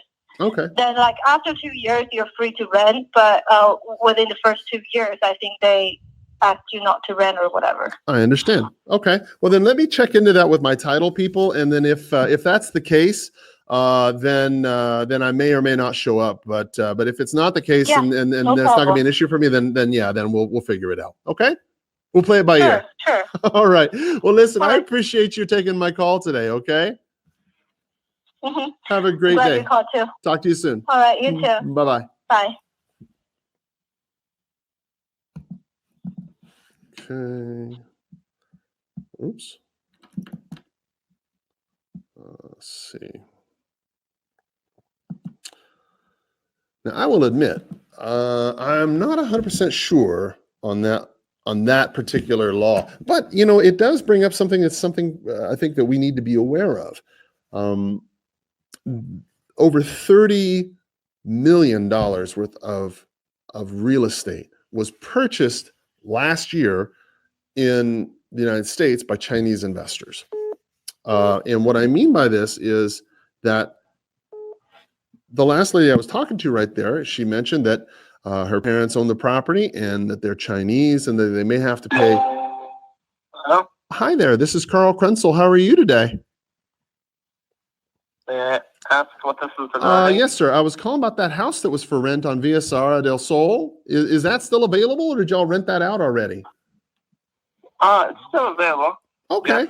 Okay, cool. My name is Carl, by the way. The reason why I was calling, I was just calling to see if you folks had considered selling that property as opposed to renting it. Have you? I don't have the time for this. Thank you, Carl. Take care. You don't have money? You don't have time for money? Oh, man, you're going to get a call back for show. You are definitely going to get a call back. See, this is what I don't understand. Somebody says they want to buy the property, and you don't have time to talk to them. That makes 0.0 sense to me. Yeah, $30 billion were purchased by Chinese investors in 2018 in the United States. And what she was referring to is the Foreign Investment Recapture Tax Act that they had. Hi, you've reached Rainbow Leland. Please leave me a message, and I'll be sure to get back to you. All right, Thanks so much, and make it a great day. At the tone, please record your message. When you finish. Hang up, and I'm not interested in her because she's an agent. I know her. Yeah, the foreign investment tax that people will have to pay. Now, I'm honest. I don't know that if it's paid to an investor versus an owner occupant, that makes a difference in a Chinese person's tax. I don't think it does. I'll ask my escrow people. I'm going to talk to them today, and I don't think that's the case, but we'll see. If it is, well, it's interesting to know. But this is interesting for you to know because Chinese investors. Oh, you know what? I think I have the wrong number. I was looking for Frank. Sorry. Have a great day. Thanks. All right. This number was out in Saurita. All right. So, guys, I'm going to go ahead and take a break here for a minute. We've been on the phone for a while, and I will see you soon. All right. Here we are again. Thank you so much for part 2. I had to make a quick jump away from the previous part 1. As you know, we were sitting here calling some, some for rent by owners, actually, at the time. And we were discussing the 6 things that you needed to ask as a real estate team leader, your brokerage firm. We had asked at point number 5, what was my ownership stake in the firm? And that's where we had to leave off with part 1. So we're going to go ahead and jump back into the rental calls. We're going to go ahead and continue with this live prospecting. And I recognize that many of you may not be able to watch this on YouTube as we do it live. But if you have an opportunity, I would recommend that you get a chance to go over to listen to it on the redpillinvestor.com because I will go ahead and include these 2 as one podcast. And that way you can have a long period of time so you can check out a lot of the techniques that we're using, hopefully maybe pick up something, and that you will be able to go ahead and use it in your business as well. So let's go ahead and continue dialing. Boom. We are now dialing for rent by owners. Currently, let's see, these are in Saurita. What we're going to do is we're going to pause that because I don't want to deal with those. So what we're going to do is instead of the for rent by owners, let's close this and let's move over to something in a little bit closer to town. So we've called for rent by owners. We've called expireds and canceleds. We got foreclosures or for sale by owners. Let's call some for sale by owners. Now with for sale by owners, as a realtor, it's going to be a little bit different, obviously, because you have the opportunity to rent them, to buy them, to list them. I mean, there's a bunch of opportunities that you have. Let's go ahead and begin calling for sale by owners. Here we go. It's a total of 85 numbers to call, 81 properties. We have a total of 85 numbers. So we're going to call and see what happens. So while that's dialing, let's move over here to for sale by owners. If you're following along in your Red Pill Investor script book, we're over here at for sale by owners. We'll see how that kind of plays out. Question number 5, what is my ownership stake at the firm? As I said before, even though most real estate agents and teams are independent contractors, there's no reason to not be treated as true partners in the brokerage you help build. Stock and stock options are common equity compensation structures.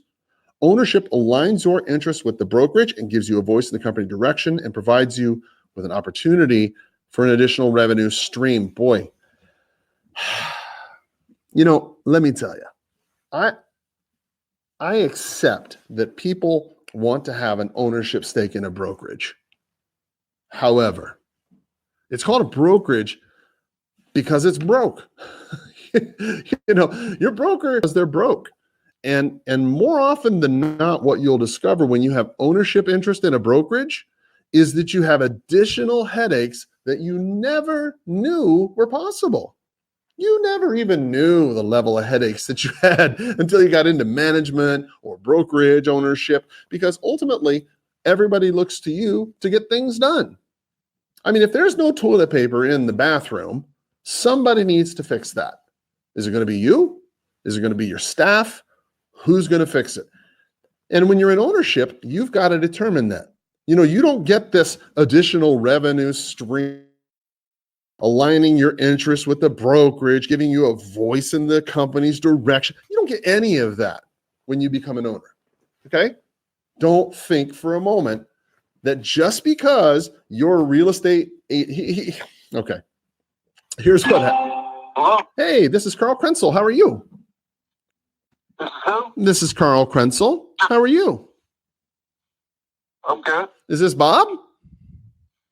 Yeah. Hi, Bob. My name's Carl Krenzel. I'm a broker here in town. I was calling about your property for sale by owner on Coppercut. Yeah. Is that still available, or did you sell that, or whatever happened with that? It's still available. Okay. Is it still for sale by owner, or is it for sale with an agent, or what's the current status of it? By owner. Okay, no problem. And may I ask how much you're asking for the property? Did you see it on Zillow? Well, I saw an ad, yes, and the Zillow ad's a little bit different, but I don't know how much you're asking for the place. It's a 2-bedroom, right? Yeah. It's on Zillow for $295. Okay, all right. And if you don't mind me asking, may I ask how you folks determine the sales price? How did I determine the sale price? Well, I had it appraised some time ago. Okay. And, it's 4 acres. It's got a 1,200 square foot, should be efficient, solar hot water. It's got views that go forever. It's up at 4,000 feet elevation. It's a special piece of property. It's got state land on one border, national forest out behind it. It's a good location. Okay. And I'm curious, when you do sell this place, where are you going next? Are you staying here in town, or are you taking off, or what's the plan? I'm saying I bought a house in Hereford, Arizona. Oh, congratulations. Uh-huh.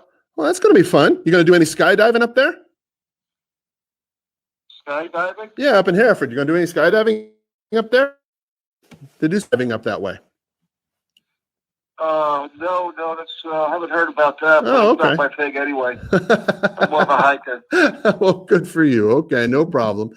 I'm curious, with this particular property, how have you folks been exposing it? Getting the word out on it? Zillow and Trulia and Facebook. Marketplace. Okay. All right. And I'm wondering, about how much time do you think you'll take before you'll consider interviewing a powerful agent for the job of selling that place? That's not determined yet. Okay. Interesting. All right. Okay. And you said that the property is $295. All right. And it's a 2-bedroom on 4 acres. Boy, that's beautiful. Okay. Have you ever? I mean, you've heard of Sotheby's International Realty, yes? Yes.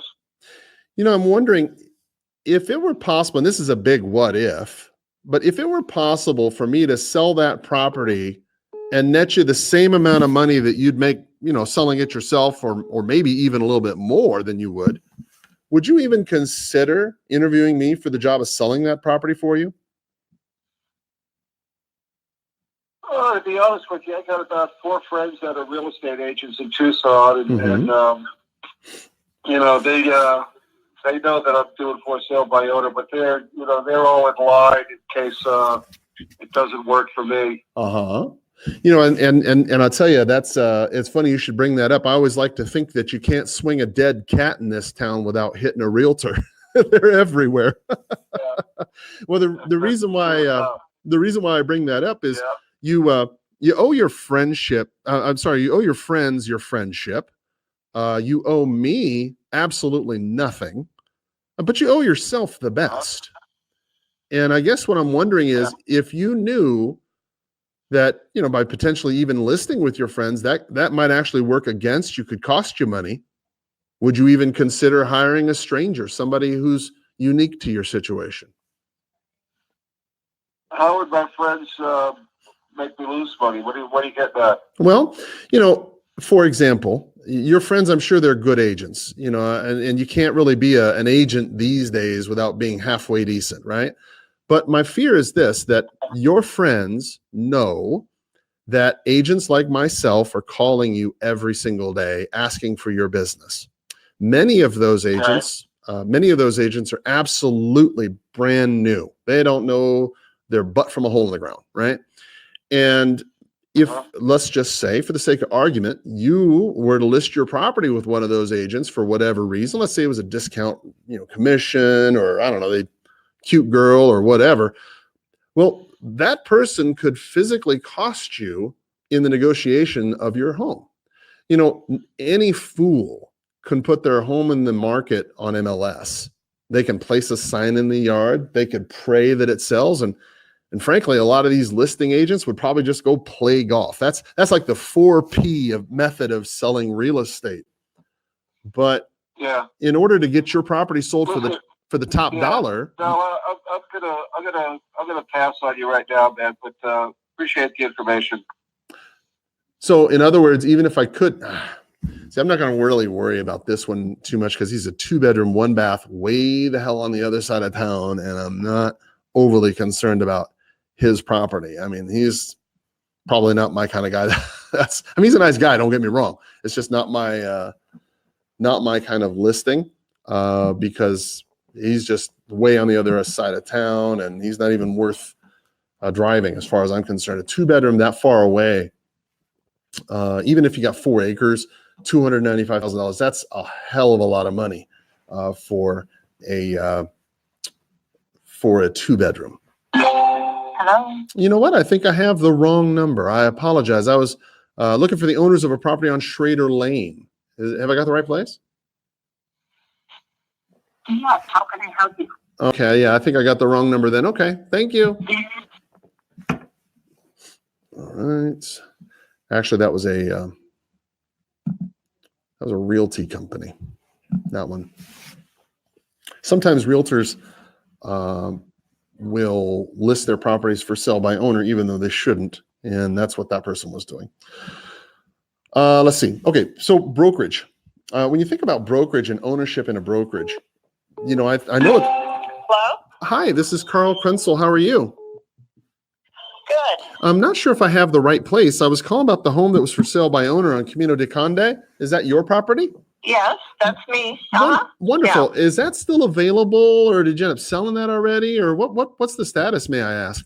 No, we just put it on the market. We just thought we'd try on our own. Okay. Just to see what would happen. Sure, I understand. And then, if we don't sell, then we'll give it to a realtor or something. Okay, no problem. Well, because we were kind of still working on things up there and in the neighborhood, we figured, well, we could show it.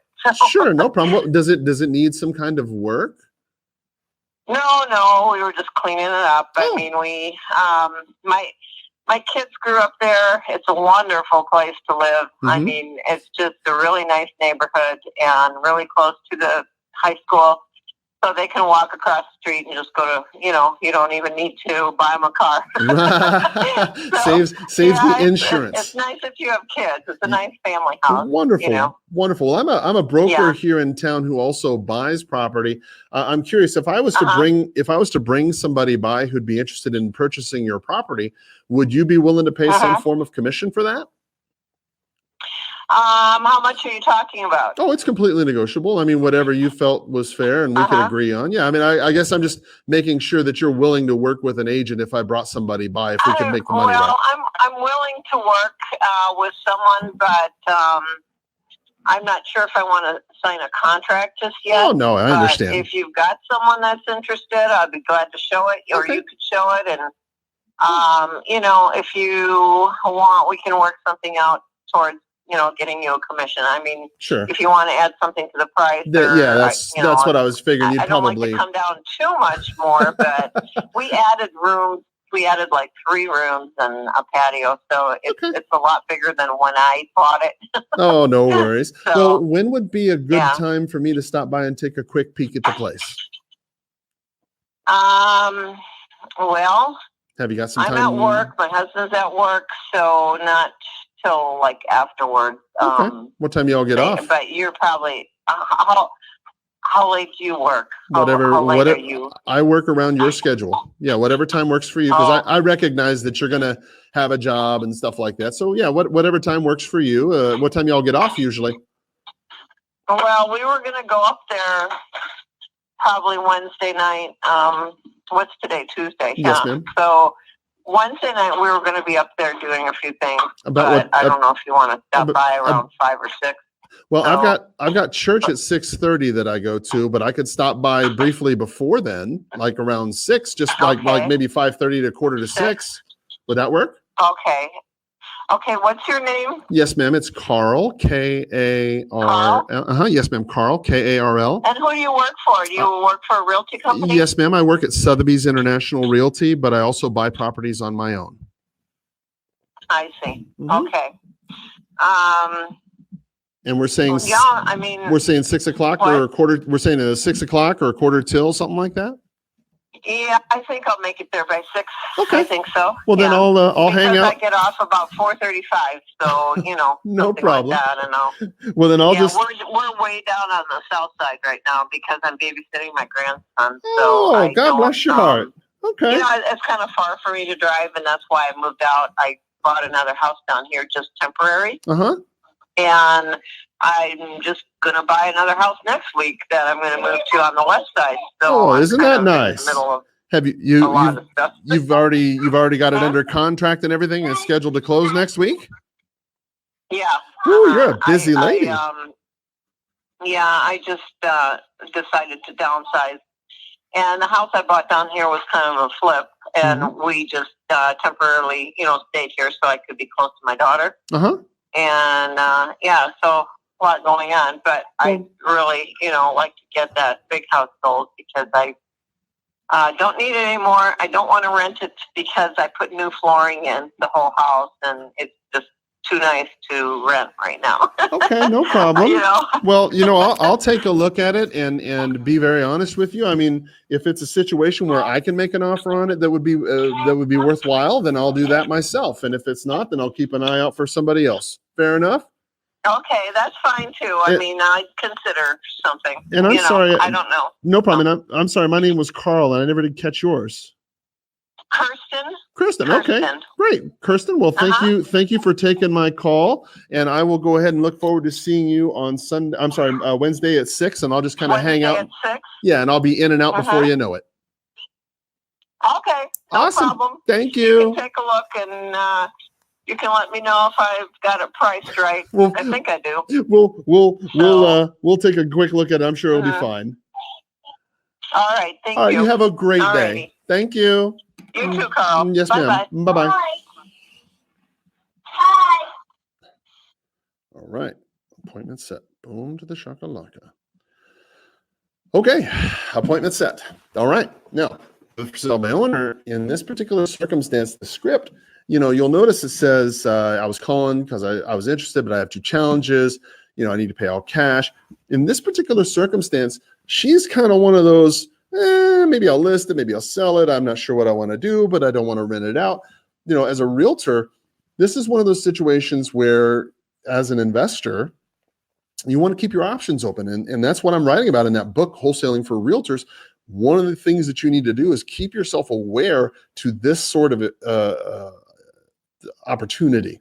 Yeah, because she's got another property on the west side she's bought, or buying, I should say, closing this next week. She's got another property that she just recently bought that was a fix-up property that she purchased just so she could be close to her daughter. And now she's got this property here that she's trying to just sell. That tells you a lot about this particular person as a client, right? She's out there buying property left and right, and it does not appear that any realtor is in her corner helping her.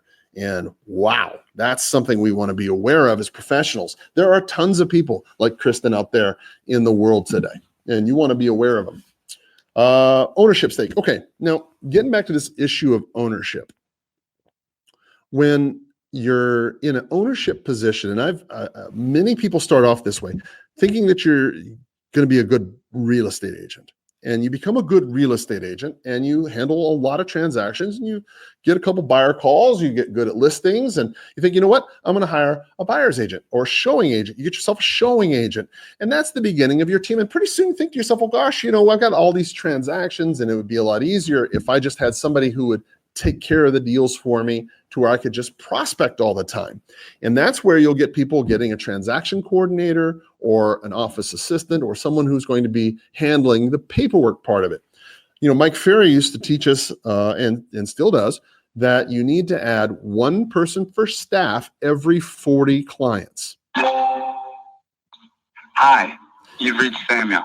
Sorry I missed you. So in other words, every 40 deals you do is the time you want to consider adding somebody.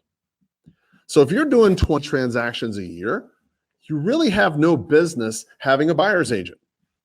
You have no business having an assistant. Why? Because you're not doing anything. I mean, if you're only doing 20, 30 transactions a year, well, odds are you're not really producing enough income. You're not producing enough business to really support somebody full time. So every 40 transactions you add to your transactions, that's really when you want to add another person. So then this brings up the question, well, how come is it then that you see You have reached the voicemail box people with various teams doing over 100 transactions a year, or allegedly doing over 100 transactions a year, and they'll have, oh, hi, you know what? I think I got the wrong number. I was looking for Frank. Sorry. Have a great day. All right. See, and the reason why I said Frank on this one was because this is a tiny little co-op. And the co-op is not something that you can really purchase. You're not purchasing a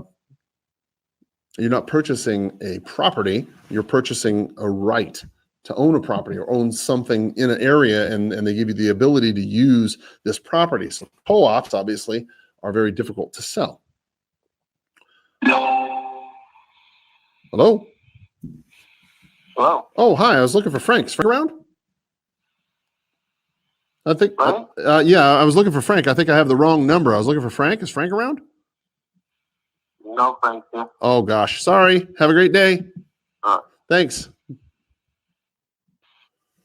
Okay.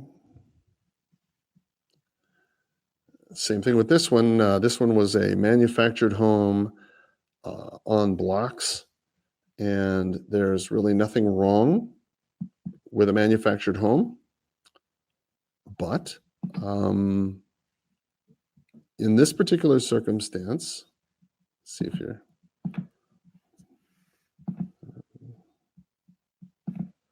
there we go. The problem is that this one's going to be interesting here. This one might be a whole different property here. think I might have spoken. Hello? Hi there. Thanks for calling Pickle Property Solutions.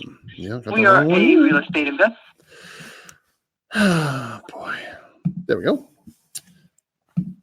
Resume. Okay. So ownership.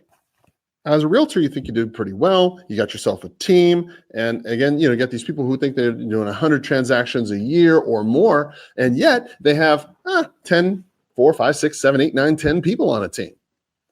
That's way too many people for the production that you're putting out. Every time you see somebody saying they're doing 100 transactions a year, ask yourself, okay, what is the per person productivity? John? This is John. Hey, John. Carl Krenzel, how are you? Hey, Carl. I'm not sure if I've got the right place. Are you the fellow who's got that house for sale by owner over there on Aztec? I do. Okay, wonderful. Is that still available? It is. Okay, cool. I'm calling because I'm a broker here in town who buys properties. I saw it online. I'm just curious about it. Is the property still? I mean, are you living in there? I mean, I guess if I was to close in 30 days, would that pose a problem for you? I'm an investor, so no, right now it's sitting empty. Oh, okay, right on. All right. Have you got any other investment properties that you're looking to sell for cash?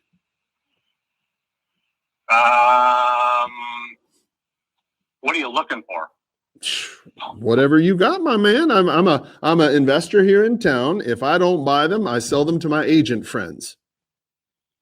So if you've got a problem property that you want to get rid of. Actually, I've got two of them down there that I'd be interested in getting rid of. Okay. Hang on just a second. They both need some work.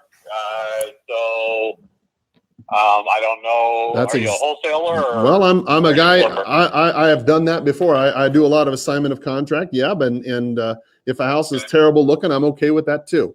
Tell you what, let me get those addresses from you, and I'll go ahead and I'll look into them. Yeah, no problem.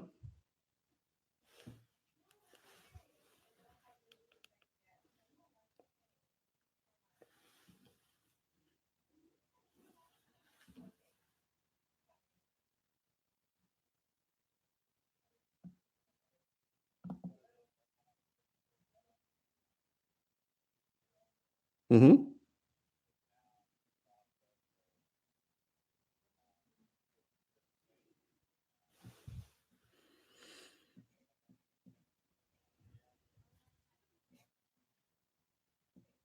Good for you.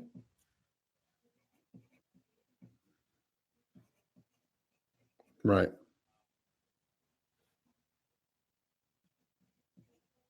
Okay. I know that area. You said 126 West? East. Okay, yeah. I'm familiar with that area. Okay.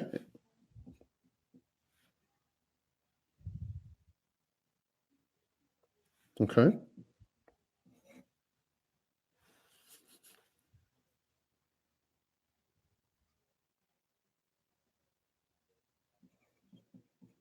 Okay.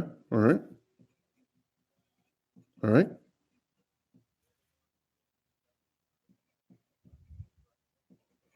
Okay. I know that area good too. Mm-hmm.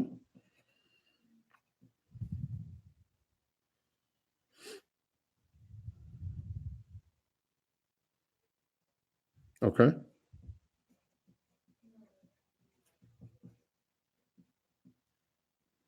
Okay. Smart idea. All right. No problem. And I'll tell you what, what I'll do, I've got a couple other appointments today, but between today and tomorrow, I'll drive by and take a quick peek at them. They're both vacant? Okay, cool. Well, then what I'll do is I'll just take a quick peek at them, and then I'll give you a jingle back and see what kind of plan we can come up with that might be helpful to you. Fair enough? Okay, sounds good. All right, John, thank you so much for your help. I appreciate the tip. You bet. Talk to you soon. Have a great day. You too. Bye-bye.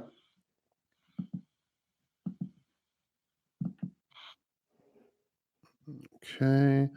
Call back. Let's see. Let's call back tomorrow There we go. Apply. Boom. Okay. So as you can see, this fellow right here had two properties that were not on the market, that need repair, that he's willing to sell. And we got those two just by simply asking, hey, do you happen to have any other properties? Right? When you ask those types of questions, as I mentioned before in this podcast, you would be surprised to find out what you know, what you can find. And here's the thing. If you're a realtor and your whole purpose is just to know what's on the multiple listing service and just what everybody else knows, well, then, yeah, you're going to get cut from the business. But if you know about other properties, what other people are willing to do, a lot of times that brings a lot of extra value, right? And this value is what people see. So this ownership stake issue, right? Now, here you are. You've got 100 transactions. Hello. Hi, this is Carl Krenzel. How are you today? I'm good. I'm sorry, who is it? Oh, yes, ma'am. My name is Carl Krenzel. I was calling about your property on Lundy Avenue that was for sale. Yes. Is that still available, or did you sell it, or whatever happened with that? Nope, it's still on the market. Okay, no problem. I'm a broker here in town who buys property as well. I was interested in that property, but I got a couple quick challenges. Can I share them with you? Sure. Well, the first challenge is that I need to pay all cash, of course, but that's not really a problem, I suspect. The second challenge is I need to kind of close within 30 days. Would that pose a problem for you? Well, I guess it depends on the offer. Of course. Yes, of course. No, I guess more specifically was, if we were able to come to a price and terms that we could all agree with, if, there would be anybody in there's a tenant or any kind of problem that we couldn't close in, say, 30 days. That's all. No, there's no issue. My daughter's living on the property right now, and she's moving out next week. Oh, okay, great. All right, no worries. I see it here on Zillow. I mean, it looks like a great little place. It looks like you've done some painting on the outside, a brand new kind of a fence. What other sorts of things have been going on with the property? So I remodeled the property. It's got new HVAC. I raised the ceilings, new floors, Wow. all new appliances, paint inside. The property is a remodel. Okay, very cool. And may I ask, you're asking $116,500 for the property? Correct. That's a good price. Okay. I can't imagine why you're selling. Has it always been an investment for you? It was initially an investment, but I was planning on staying for a couple of years. I have to move back to Denver. I'm actually in Denver right now. Oh. So I don't have the time that I thought to, Okay. I was planning on doing more and staying longer, but I just don't have that time now. I understand. Fair enough. And ideally, I mean, I mentioned 30 days, but I mean, ideally, if you could put it any way you'd like it, when would you like to close by? Yeah, 30 days would be great. I will be back in town this weekend. I have a couple other people that have interest, so I was planning on showing it next week. Oh, is that a fact? What day? Yeah. I can swing out there and take a look. What day? Yeah, that'd be great. Sunday and Monday, I'll be showing the property. Okay. Well, Sunday is Father's Day, and I'm going to spend a good portion of that in church, but I could be there Monday. Would Monday the 17th work? Yep, that would be great. About what time? Anytime after 2 o'clock. Okay. How about I make it, say, 3? Would 3 be good? 3 would be great, Carl. Perfect. All right. And if you don't mind me asking, have you got any other relation here in town by the name of Keegan? Because it seems to me like I knew a title officer by the name of Keegan a number of years ago. Is there any relation there? Nope. Oh, okay. I'm not related to anyone in Tucson. I just wondered if perhaps that was the same family. So, all right. Well, no worries. Well, listen, I appreciate your time, and I will look forward to seeing you at 3 o'clock on Monday the 17th at your property on Lundy. Fair enough? Okay. Awesome. I got it on the calendar. All right. This is my cell phone. thank you. And this is my cell phone. If anything should come up, feel free to give me a call. Okay. Yeah, no worries. I'll make a note right now. Perfect. Thank you so much. Have a wonderful day. You too. Have a good weekend. Yes, Thanks. ma'am. Bye-bye. Bye. Okay. Boom shakalaka. All right. Now remember, guys, for sale by owners, setting an appointment with a for sale by owner is not particularly difficult, but it does mean that you need to be aware, let's say, of the process, right? So, for example, people are oftentimes going to say things that are not true. For example, we just redone the house, and I'm not going to take a hit on the house, things of that nature. People will say, I'm not saying she said that, but people say things like that. And you don't want to get distracted or thrown off or anything like that, because remember the statistics, statistically speaking, 97% of for sale by owners are not going to sell themselves. They're going to end up listing with a real estate agent. And when they do, they need to have a good friend in the business, and that should be you. Let's talk about this ownership industry or interest. Again, we keep trying to, but we keep setting appointments. So good thing there. So here you are, an agent. You're doing 100 deals a year. Let's say you're doing it legitimately. Let's say you've got 2, 3 people, 4 maybe at the most, that are working for you, working with you.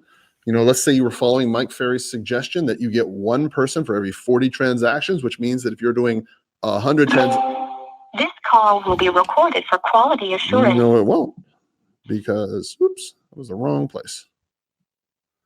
Oh, man. Where's the activity log? I didn't want to do that. Hang on just a second. I deleted this dude's number. I didn't mean to. Where's his number? How do I get that number back? Let's see here. Well, I'm not going to worry about that. We'll keep going. So let's say you did it legitimately. Let's say you did it as an agent would. 1 team member for every 40 transactions. If you're doing 100 deals, you should have 2 members, maybe 2.5, like 2 and a part-time, right? But now you're starting to talk about ownership. Hey, this is Kevin. Leave me a message. And ownership is far different, right? So for example, when you're an owner, you think, okay, well, gosh, I'm going to be a team leader, and that's the next best thing. It's the same thing as being an owner, and it's not. And the reason why is because now as an owner, you're responsible for far more things than you were as a team leader. As a team leader, okay, you were responsible for making sure your team had leads, making sure the paperwork got done correctly, making sure everybody got their checks. As an office broker, as an owner of the company, you've got a whole lot of other concerns to be aware of. It's true, you may not be the guy who is physically responsible for the firm. You may not be the designated broker, but you may be responsible for... Hello? Oh, hi, this is Carl Krenzel. How are you today? Good, how are you? I'm better than I deserve. Thank you. I'm not sure if I have the right place. I was actually looking for the home that's for sale by owner on Las Lomitas. Is that your property? Yes, it is. Wonderful. Well, I'm a broker here in town who buys property. Is that property still available for sale by owner, or is it listed, or what's the current plan with this? Oh, actually, it's been taken. We have 2 pending offers on it. Well, God bless your heart. Good for you. I bet you did. And it was what, 130,000 or something? Was that what you were asking for it? Yeah. Yeah, that's a great price. Yes. I bet you got more than that too. Yeah. Okay. Well, no problem. Well, since I got you here anyway, do you happen to know of anybody else who's got an unwanted property that I could buy for cash? No, and everything in here goes, normally no one has to list anything. They Yes, ma'am. go by word of mouth. Yes, ma'am. I know. I bought one of those in there about 2 months ago and sold it to a fellow. It was a private sale, so I know exactly what you mean. All right. Well, listen, I appreciate your time, and I hope you have a wonderful day. Sure. Thank you. Thank you. You take care. Yes, ma'am. You too. Bye-bye. Bye-bye. Okay, so let's see. Sold. Boom, sold. So when you're in an ownership kind of interest, now you've got a little bit different of a problem. Now you have politics involved. And politics amongst realtors is horrible because what they tend to do is, complain and backstab. Hello? Oh, hi there. This is Carl Krenzel. How are you today? Good, thank you. I'm not sure if I have the right person. I was looking for the owners of a property that was for sale by owner on Sally Road. Is that your property? Yes. Oh, perfect. Yes, it is. Perfect. Okay. Well, my name is Carl Krenzel. I'm a broker here in town who buys property. I was calling to see if that property was still available for sale or if you've got it under contract or what's the story with this property? Yeah, it's still for sale. Okay, perfect. If I was to bring a buyer by who would pay a price that you folks would live with, would you pay some form of commission for that? I would pay some commission, but not 6%. No problem. I understand. All right, no worries. When would be a good time that's convenient for me to come out and take a quick peek at the property? Have you got some time this week or next that I could take a look at it?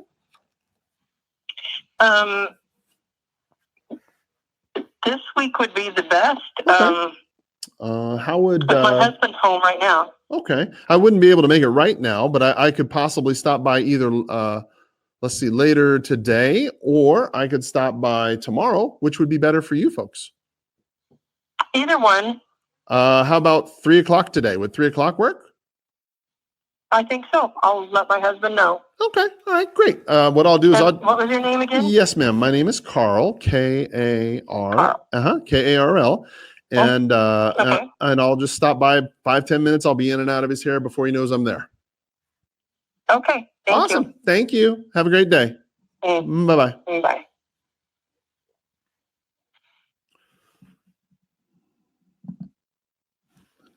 Let me see here. Now, the thing that I think is important for you to remember with these appointments, right? Understand all these people that I'm making appointments with so far have fit into a particular criteria. I'm not just calling for sale by owners out of the blue and not knowing where they are or having any kind of equity or anything like that. I mean, before I go to these properties, obviously we make sure that they're qualified in some way. With for sale by owners, as I was mentioning before, you want to remember that they do take a little bit of time and that they're not necessarily going to switch to your way of thinking right off the bat. But you do need to meet with them so you can go ahead and start that conversation and figure out how you can best help. It doesn't matter if it's a for sale by owner that you're planning on listing or if it's a for sale by owner that you think perhaps would be a good investment property. You just don't know until you physically get in there and talk to them. So what you're going to have to do many times is make these appointments, qualify them prior to you going out there, ensuring that they have the equity. And then if they don't, call them back up. Hey, you know what? I know we said that we had an appointment at 3 o'clock, but unfortunately I was doing some research. It doesn't look like I'm going to really be able to help you at this point, because you don't really have any equity. I mean, you can be honest like that. But the point is you want to be very jealous of your time. Speaking of being jealous of your time, that's why this ownership issue has a problem, because now as a part owner, as part brokerage owner, you're going to meet with all these other part owners. And let's just be honest, you're not going to be the biggest fish in your market. You think that you're going to be the only guy selling real estate, only gal selling real estate, the only person having a team. It doesn't really work that way. When you're in an environment where you're surrounded by top producers, there's going to be a lot of people who may have that very same ownership interest as you do. And if that's the case, you're going to meet with these people at least once a month, and you're going to have to, or maybe once a week. Hi, this is Carl Krenzel. How are you? Good. I'm not sure if I've got the right place. I apologize. I was looking for the owners of a property. It was for sale by owner on Burnett. Is that your property? That is, yes, sir. Oh, perfect. Okay, I'm a broker here in town who buys property. Is that property still available for sale, or did you folks already sell it? Is it under contract in any way? I have not sold it yet. Yeah, it's still for sale. I got like 3 people who want to come by and take a look at it this afternoon. But yeah, it's still for sale. Okay, all right, no problem. If I was to bring a buyer by who would pay a price in terms that you could live with, would you pay some form of commission for that? I would be interested in or entertain that, yes. Okay, cool. Well, when would be a convenient time for me to stop by and take a quick peek at the property? Well, you could drive by any time if you don't need me to be there, of course. And all the windows are, there's no coverings on the windows right now. Oh, okay. But unfortunately, I won't be there until this afternoon. And I have, like I said, I've got 2 or 3 people that are coming by in an hour and a half window from 3 to 4:30. God bless your heart. No problem. So nobody's gonna. Yeah, so this afternoon would be hard. No problem. Nobody's gonna shoot me if I take a look through the window, is what I'm hearing, right? Oh no, yeah, no, absolutely not. Yeah, it's vacant, and I've been we just finished painting the interior this last week. The pool is finally taking shape. Okay. So when I got the house back, just to give you a little bit of history on it, it was in a lease option agreement with a party, Yep. and they were in their second term and had some family things happen, had a lease day, and they just up and left. Okay. So I didn't know the house had been vacant for almost 2 months before I got it back. So the pool was completely, green and all that stuff, and they'd left animals in the house and beds goodness. and all kinds of stuff. You've been down that road. I have. Yes, sir, I have. But, so we basically, I got it all cleaned out, and now, of course, just back to getting it, back up to par. The only thing that's still dated in there is the kitchen. The cabinets and the countertops are, a little bit older. So those are the things that are dated. I mean, the sink's been updated. It's got a stainless sink and a nice Delta faucet and new disposal. But aside from that, the cabinets and the countertops are, they're older, but they're in working condition. Sure. Well, you said, unfortunately, I'm going to be on a couple appointments myself today, but what I can do is I can swing by, before you probably get there, or maybe afterwards after you leave, and I'll take a quick look at it, and then I can give you a jingle tomorrow. Would that be okay? Yeah, certainly. Absolutely. Okay. Awesome. And this is James, right? That is correct. Okay, great. Well, then I'll do that. My name's... And, as far as, Go ahead. You said you've seen it online? Yes, sir. Okay.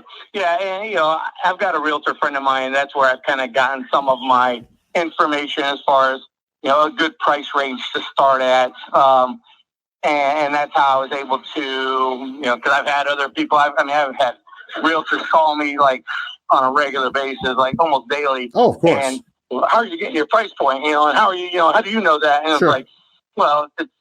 I've done a little bit of homework. I've sold a property myself before, doing it just like this. And I'm not a realtor, but I've considered going to real estate school and and stuff like that. But so it's priced at a fair value, knowing that someone's gonna offer a lower price, knowing it's gonna need some updating and new appliances, and maybe they want to change out all the windows and and whatever. So I've taken all that into consideration. So, the price point is the starting point. Okay. I'm curious. You mentioned that you have a realtor friend. I'm just curious. How come you didn't list it with your realtor friend and get the most money possible?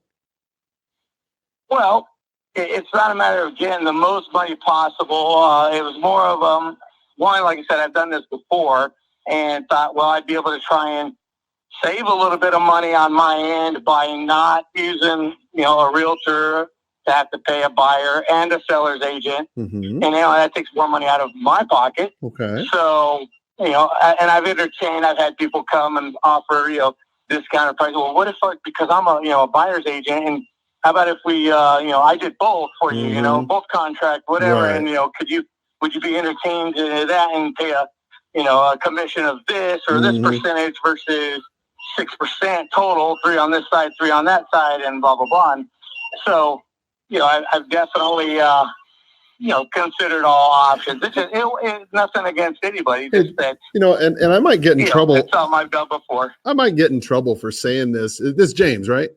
Do you prefer James or Jim? Either one's fine. So maybe this is just kind of the way I see it whenever I see and I'm like you, I buy properties myself and like the lease purchase thing, I get it. I know what you mean, right? And I too have had agents tell me the same thing, even though I'm an agent. And to me, it's kind of like, and I might get in trouble for saying this, so forgive me if I go the wrong direction, but doesn't it seem like a bunch of desperate people, just a bunch of desperate prostitutes, and you're in a Philippine, Subic Bay kind of, like a swarthy little town somewhere, and all these people are coming up to you saying they'll give you a good time for $5, or does it not seem that way to you, or is it just me? Right. Oh, it's disgusting. Yeah, it does seem that way sometimes. Like I said, I've got realtors calling me just about every day. I get a different realtor calling. And, and saying, hey, well, this kind of like you did, not like you did. Yeah, I understand what you're saying. You're Yeah. more approachable, and, you're well-spoken, and you come across in a better way than some of these guys have. And, yeah, I mean, they just come, forcefully, like, well, what are you going to pay me if I bring somebody? And it's like, well, hang on a second. Oh, it's you haven't crazy. even looked at the house. You haven't even, come over to chat with me and, or anything. And I've had some guys that are investors that, are wanting to just buy it cash outright and flip it and do their thing. Like, well, I'm going to come over. I'm going to give you this much, and I know how much you paid for it. Well, that's good. I'm glad you know how much I paid for it. I mean, but what does that have to do with anything? So, but yeah, absolutely. Take a drive by, take a look at it. We'll it might work for you, it might not work for you. Yeah, I'll take a look at it. We'll see what we can come up with. It's no big deal. Hey, I really appreciate you taking. Appreciate the call. Yeah, I appreciate you taking the time to talk with me today. You have a great day. Okay, I'll talk to you soon. All right, buddy. Thank you. Have a great one. Bye-bye. Bye-bye. So this one, I initially wasn't too sure if I wanted to stop by, because he had said that he was an investor and a couple other things. But I think what you'll discover after you talk to people for a while, you can discover some very real problems, some very real issues and things that you can learn. One of the things that he had learned, that he was pointing out, was that, hey, these people are coming to me hard. I mean, they're like, hey, what if we drop the commission? What if we do this? What if we do that? And it's just, as I said, if you're a real estate agent out there and you're out there just whoring yourself out, trying to get a listing by saying you'll do all sorts of things for a listing, you just really have no value as an agent, in my opinion. You really don't. If your only trick is to sit there and to say, well, I'm just going to do X amount for commission, and what about this and what about that for commission? You know what? You're not bringing anything valuable to this market. In my place, in my mindset, you're not doing your job. What you're doing is simply being an. Hey, this is Carl Krenzel. How are you today? How are you? I'm well, thank you. I'm not sure if I have the right person, so I apologize. I was looking for the owner of a home here on Lady Slipper. I believe it's out in Rita Ranch. Is that your property? That's my daughter's. Oh, okay. Gosh. All right. I'm sorry for catching you. Do you happen to know offhand if that property is still for sale, or do you know? It is. It is. Okay. All right. I noticed it was, I'm a broker here in town. Is she selling that by owner, or has she got an agent that I could call about that? No, by owner.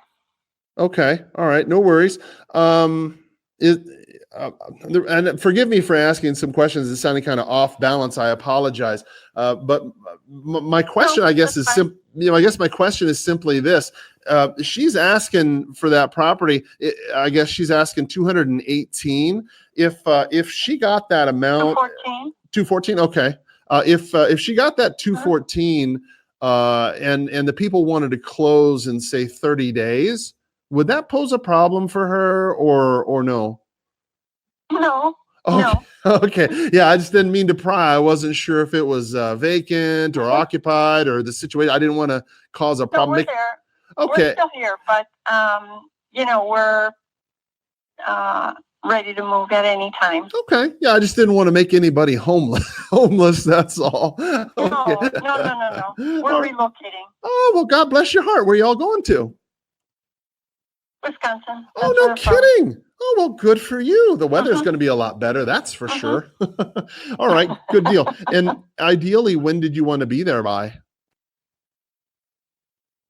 We don't really have a specific date. Okay. But anytime, we're going to pack up our stuff and drive back. So we really don't have a time schedule. Okay. We have open house coming up on Saturday and Sunday. Okay. But if somebody wants to see it before that, we're ready. Okay. I guess my question might be if I brought somebody by who'd pay that $214 or a price that you guys could all agree with, would you pay some form of commission on that? Sure. Okay, great. Negotiable. Perfect. Sure. Well, when would be a good time for me to stop by and take a quick peek at your property? I could swing by on Thursday, or perhaps would Wednesday be better? That's fine. Thursday? What time on Thursday? How about or Thursday? Wednesday? Doesn't matter. I'm here every day. How about Thursday at 3? Would Thursday at 3 work? Sure. Okay, I'll put it right down then. And I'm sorry, my name was Carl. I never did catch your name. Michelle Brown. Michelle. All right. Well, Michelle, pleasure to meet you. My name is Carl. You've got my phone number. My daughter's name is Shannon. Okay, great. You've got my phone number right there on your caller ID, I hope? Yes. Okay, yes. great. Well, my name is Carl Krenzel, and if something should come up and that doesn't work to be a good time, would you mind just giving me a call? Sure. Okay. Same to you. All right. Oh, don't even worry about it. I'll be there, and I will look forward to seeing you at 3 o'clock. I'll see you at 3. Yes, ma'am. You have a wonderful day, and stay out of the heat today. It's going to be a scorcher. Oh, it is. It really is. Take care. We'll see you Thursday. Yes, ma'am. See you then. Bye-bye. Bye-bye.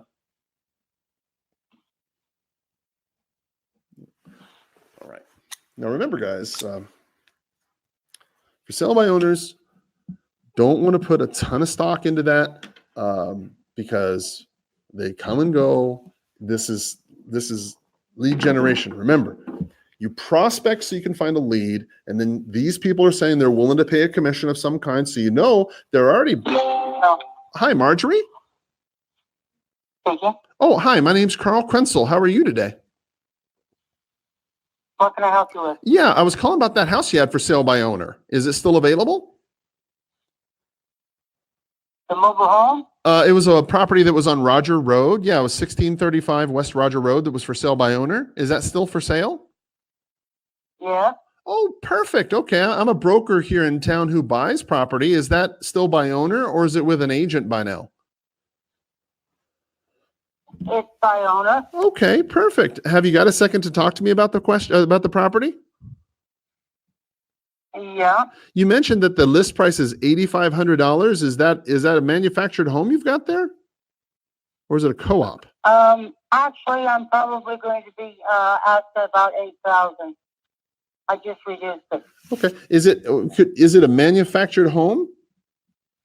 Yes, it is. Okay, good deal. Is It's it a 55 plus community? Oh, okay, perfect. All right. And then I guess you have like a lot fee that you're paying every month as well? Yeah. Okay, good deal. All right. Well, it sounds like a great place. Unfortunately, I'm about 6 years too young. Have a great day. Thank you. All right. Bye-bye. Bye-bye.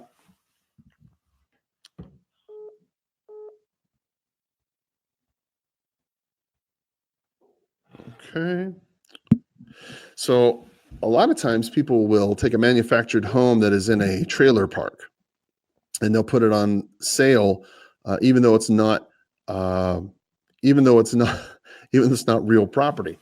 I have no interest personally in buying a manufactured home in a trailer park that is over 55. So I just went ahead and passed that one up. Boy, so we mentioned the ownership stake, and how if you want to take ownership in a brokerage, understand that you have additional. Hi, you reach out to Rivero from Scary Group. You have additional meetings, additional drama and stress that you need to go through, and as long as you're prepared for that, understand that you can do that. Just so long as you understand that it's not just an opportunity for an additional revenue stream just because you happen to be a part owner. Trust me, you have ownership interest, you're going to have stress interest. If you become the ultimate owner, please leave your message for. If you become the ultimate owner, the designated broker of that firm, then you're responsible not only for your team, but every single person that you hire on to the company. And that makes it infinitely harder. Sixth question that this fellow had said, what is the real estate firm's viability? Guys, this one is the critical point. Okay, if you're thinking about switching your team to another office, to another company, this is the point you want to hear. What is the real estate?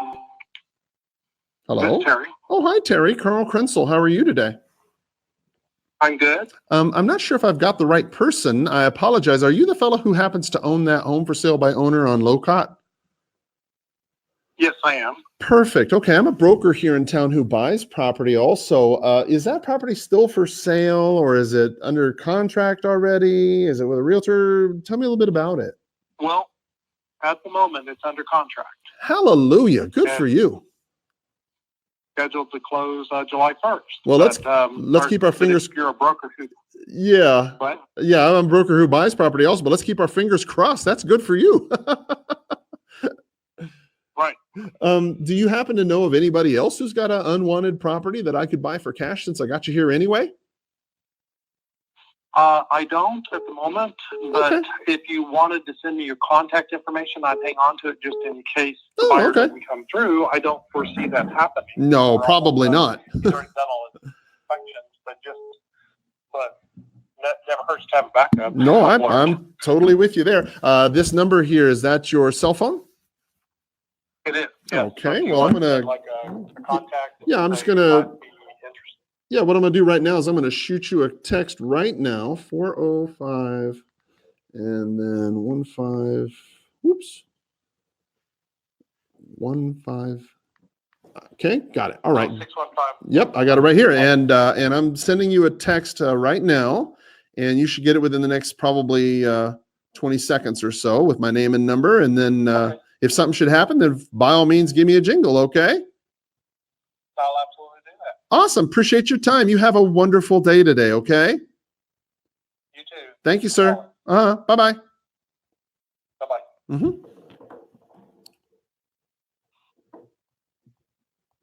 Okay. Now, let's close this here real quick.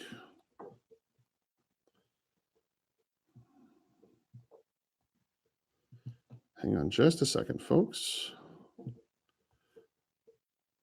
So if you're on YouTube, you can see right here on my phone that I've got a buyer side, a seller side, listing side, etc.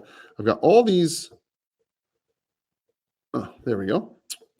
I've got all of these set up in my phone preset, so I can just paste like that and then press send. And then it sends him a copy of my personal information on a Prezi link.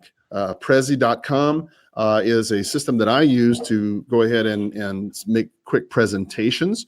So that way they have my information right there on their phone. So it makes it a little bit simpler for them. Okay, back to what is the real estate firm's viability. This is hands down the most important question that you can ask yourself if you're trying to decide. You know what? I think I got the wrong number. I was looking for Frank. Is Frank around? Nobody named Frank here. You do have a wrong number. Gosh, that's okay. I'm sorry. Thank you. Have a great day. Bye-bye. All right. Yeah, I didn't want to call that one because that one's way, way out. That's hello? Please leave a message after the tone. Thank you. Okay, don't want that one either. Right. Move. What's the real estate firm's viability? Let's just read what he says here. He says, so some of the most established brands in real estate are taking a nosedive in the stock market, while others appear to be happy losing money. Is it important to you that your firm is stable? If so, does your firm have a viable business model? You know, this is critical because I got to tell you, there are people in this world who like to put up a front. Okay, they like to put up a front that their company, that their team, that everything is hunky-dory. That they. Hello? Hey there, this is Carl Krenzel. How are you? Good. I'm not sure if I've got the right person. I was looking for the owners of a home that was for sale by owner on Starfinder. Is that your property, sir? Yeah, that was my property, yeah. Oh, it was. It sounds like you ended up selling it. It was. Oh, good for We you. sold it, yeah. Good for you. Okay, cool. Yeah. Congratulations. Do you know of anybody else who's Thanks. got an unwanted property I could buy for cash? Not that I know of, no. Okay, cool. No problem. Well, listen, congratulations on your sale, and I hope you have a wonderful day. Okay? Thanks. Thank you. All right, Bye-bye. Okay, let's see here. Sold. There we go. Boom. Okay. Yeah, because people are really good at putting up a front. People are really good at making you believe that their deal, their transaction, their whatever is great, that their team, that their company is all 100% on board. Nothing could be further from the truth. Nothing. Absolutely nothing could be further from the truth. I have been in companies where the ownership has looked me square in the eye and told me that there was nothing to be afraid of, that the market, that the company. Hello? Hi, this is Carl Krenzel. How are you today? I'm fine. How can I help you today? Yes, ma'am. I was calling about your home is for sale by owner on Montgomery. Is that still available? It's pending contract. Oh, congratulations. Okay, well, it looks like I'm a day late and a couple 100,000 short. No worries. Since I got you anyway, do you know anybody who's got an unwanted home I could buy for cash? I'm very busy right now. I really don't have time for a phone call. A simple no probably would have been faster, but have a great day. It amazes me how people are just literally beyond measure. I don't, simple no would have been faster than the whole diatribe about you being at work and all this. Who cares? Nobody cares. I don't care. Nobody cares.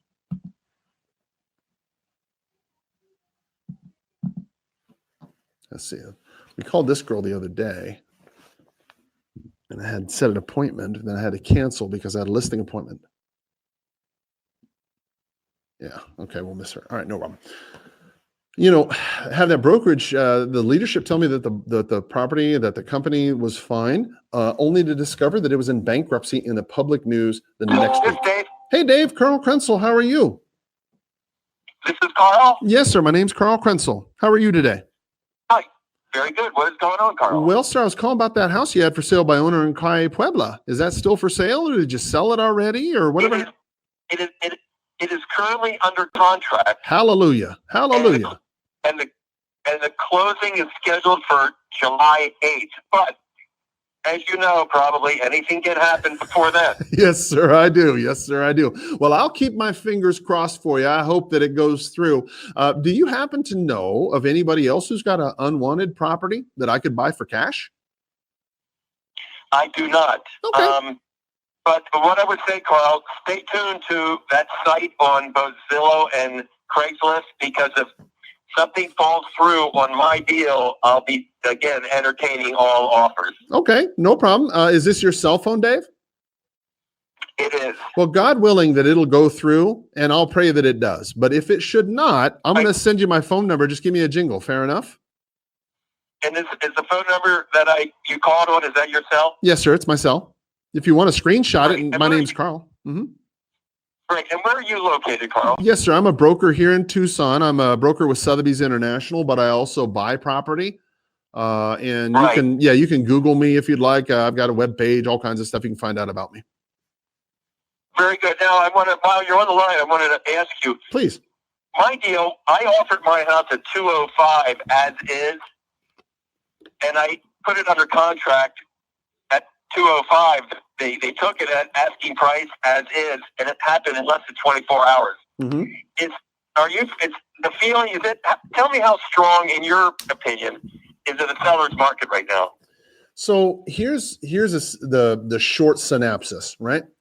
Essentially, on the multiple listing service, there is very, very little on the market for sale. Okay, and what this really means then is that people who see something on the multiple listing service, if they want to make an offer on it, people tend to, they wait, and then when they do make an offer, they come in low sometimes. And what happens is when a buyer comes in and does that, many times they get beat out by the public, somebody else. So they'll get beat on a deal. And then they'll say, well, you know what? Right. The next deal that comes through that's even close to what I want, I'm going to jump on it. Right. And we call those hover. Yeah, we call those hover buyers. And so it's not uncommon if you have a property that's priced right, and if it's within relatively decent shape, then yeah, it's not uncommon for you to get a contract within 24, 48 hours, being relatively close to full price. And I mean, obviously, the most things that you usually have to worry about is people beating you up on the inspections. But if it looks like you're getting close to closed, it looks like all that's pretty much gone anyway. So looks like you're pretty much in the home clear. Yeah, I had the inspection done last week, and they found a little bit of termites. But most houses Yeah. have it, so they're gonna, for a couple $100, they treat it. That gives the buyer some confidence. Exactly, and that's if they're getting a loan. I mean, that's it's going to make everybody a lot happier. So, no, it sounds like you got it all under control, and you've got my number right there on your cell. That is my cell. My name is Carl, and if you'd like, feel free to call me if something happens. But it sounds like you got this under control. Yep, thank you, Carl. All right, brother. You have a wonderful day, and stay out of this heat. Okay. Yeah, right now we're coming into Yuma, and it's 108 degrees. Woo. Woo. Get some water, brother. Get some water. Right, thank you. Yes, Yeah, sir. you take care. Have a blessed day. Later, Carl. Yes, sir. Yeah, Bye-bye. take care. Bye. Mhm. Bye-bye. Okay. Good for him. Now, you'll notice these are older for sale by owners. And so it's not uncommon for people to get something under contract very, very quickly. And what I told them about a hover buyer, that's exactly what happens. And it happens in your marketplace too. And you'll want to share that with your potential customers. Boy, let's just jump into the news again very quickly. Dubai Real Estate Department signs, oh my gosh, a memorandum of understanding with telecoms firm to implement blockchain. We were talking about this just a little while ago. Hi, my name's Carl Krenzel. How are you? All right. I'm not sure if I have the right person. I apologize. I'm actually looking for the owner of a home that was for sale by owner on 20th. Is that your property? Sale is pending. Oh, congratulations. Good for you. Okay. Since I got you here anyway, do you know anybody who's got an unwanted home that I could buy for cash? I have no idea. Okay, no problem. Well, listen, best wishes, and I hope you have a wonderful day. Okay? Thank you. Thank you. Bye-bye. Bye. Okay. Boom. Sultan. Hello, this is Michael, certified in cranial cyclotherapy and rolfing. Please leave me a message. Rolfing. Thank you. Okay, rolfing. That's a whole new thing. Rolfing. Sultan Budi bin Mirhan said the agreement is part of an ambition to make Dubai, quote, the smartest city in the world. The United Arab Emirates-based outlet Gulf Today. Hello. Hey, this is Carl Krenzel. How are you today? Hello. Hi, my name is Carl. Can you hear me okay? Can you hear me all right? Carl. Okay, I'm sorry. Yeah, Carl. Yes, sir. How can I help you? Yes, sir. I apologize. My name is Carl. I'll speak up a little bit. My name is Carl, Carl Krenzel. I was calling about your house for sale by owner on Desert Promenade. Correct. Is that home still for sale, sir, or did you already sell that? It's still available. Okay. All right. No problem. I'm a broker here in town who also buys property. I'm curious, if I was to bring somebody by who'd pay a price and terms that you'd be okay with, would you pay some form of commission for that?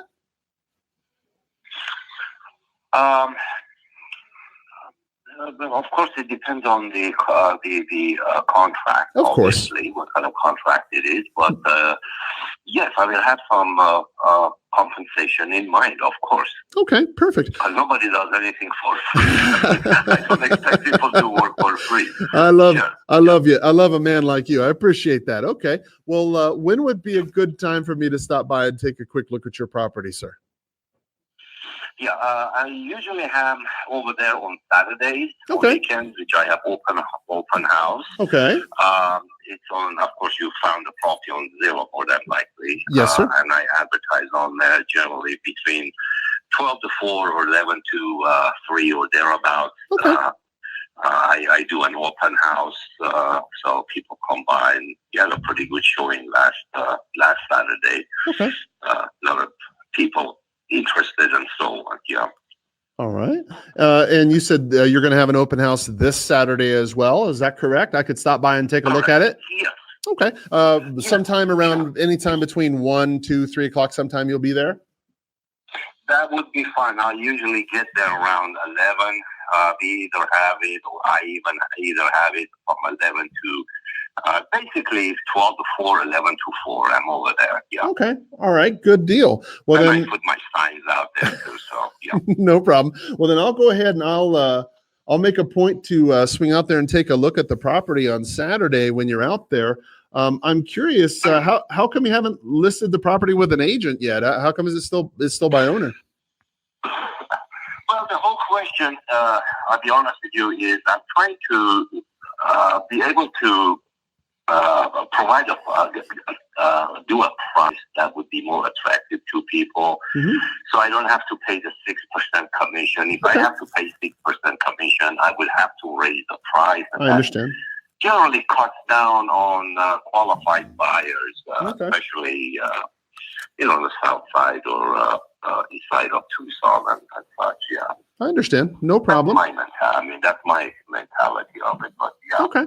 Well, that makes sense to me. I understand. All right, great. Well, then I will look forward to seeing you this Saturday sometime between 2 and 3. Fair enough? Very good, Paul. Wonderful. Appreciate it. All right, sir. You have a great day, okay? You do the same. Talk to you soon. Have a great one. Bye-bye. One of the things you could do with somebody like that, you could push it a little bit further and try to go ahead and get them to talk about listing the property with you. But what I've discovered is that it's very difficult to have that kind of conversation over the phone the first time around. If they have the equity, if they have the ability to sell, many times it's just a good idea to go out there face to face. If you've asked the question, hey, what's stopping you from listing the property? He's saying, I'm going to have to raise the price. That's good. Hello? Oh, hi. Is this Dave? Yeah. Yeah. Oh, hi, Dave. Carl Krenzel. How are you today? Good. I'm calling about that property you had for sale by owner a while back over there on 4th Street. Uh-huh. Is that still available, or did you sell that, or what's the status with that? Still available. Okay. I'm a broker here in town who also buys property. Is that currently on the MLS, or is it strictly for sale by owner? Strictly by owner. Outstanding. Okay, good deal. I noticed that the price is currently on there, or at least the last time I checked, the price was $315. Is that still accurate? Well, $316? No, it's $317,900. $317,900. Okay, yeah, that's why I wanted to check, because it looked like it was on the market, I guess, at $315,900 or something like that. Okay, so you're saying it's $317,900, correct? Yeah. Outstanding. Yeah, some additional cost on it, so yeah. Okay, no worries. And real quick, if I was to bring somebody by, and in honesty, I don't have somebody right off the top of my head in mind, but if I did have somebody who'd pay a price that you'd feel comfortable with, would you pay some form of commission on that? We could add a commission to the price. Okay, yeah, as long as you're willing to work with it in some way. Okay, good deal. Yeah, And is the house currently vacant, or is it occupied? Yeah. Vacant. Okay, all right. So if somebody was to come along and close in 30 days, that doesn't sound like that would be a problem at all. Is that right? Well, looking to close quicker than that, actually. So probably less than 2 weeks. Is that a fact? Okay, definitely could do that. Yeah, If cash sale, cash or hard money. Well, let me ask you a question then, since you brought that up, and since I buy these properties, if let's say I was to buy it all cash, close on the day you wanted to, no commissions, just give me a day or so to inspect it with my guy, just make sure it's what I think it is. Like I said, no commissions. What price do you think you'd want to sell it at? Probably pretty close to asking, but I'd work with you a little bit. Maybe down to $315. Interesting. Okay. All right. Well, so let me see. And you said it's vacant. If I was to go by and take a look at it, nobody's going to shoot me if I put my peek through the window or anything, right? No, that's fine. Okay. I just make sure you don't have any neighbors like I got. I got some neighbors that'll keep an eye on the house like there's no tomorrow. Yeah. Just give me a call if you're going by there, and I'll arrange for you to take a look at it. Okay. Well, do you think you might be able to have somebody show it to me tomorrow afternoon sometime? Sure. How about 2:00? Would 2:00 work? Yeah, that's fine. Okay. Get with me about 12 to confirm. Okay, yeah, we'll do. I'll do that. Let's see here. Is this the best number to reach you at? Yeah. Okay, good. All right. Well, what I'll do is I'll make a note to see it at 2, and then I'll give you a call around noon just to remind you, make sure it's still a good time, etc. Fair enough? Sounds good. All right, Dave. Appreciate you. You have a great day, okay? Thanks, you too. Talk to you soon. Bye-bye. Bye-bye. Okay. All right. So now in this particular circumstance, right? He's not coming down a ton in his price. He's not the kind of guy that is going to be, right off a first conversation telling you what he thinks. Okay. This is the kind of guy who's going to keep it close to the vest. He's not going to necessarily tell you everything he feels right off the bat. So you definitely want to make sure you go to that appointment. And then what you're going to want to do is talk with them to determine what necessarily needs to be done in order for them to get rid of the property. Because he's saying he needs to get rid of it in 2 weeks, which means something is a lot different. Something has changed. And so now what we need to do is go in there face to face and find out what the problem is. Guys, I am a big believer, a huge believer, that you have to physically get out of your office. You have to physically go see the people, and you have to physically get in the heat. Even though you don't want to, you have to get out there and talk to people and find out what specifically is causing them to make the decisions they're making, so that you can go out there and find out what's the best way to help them, whether it be through a wholesale deal, whether it be through a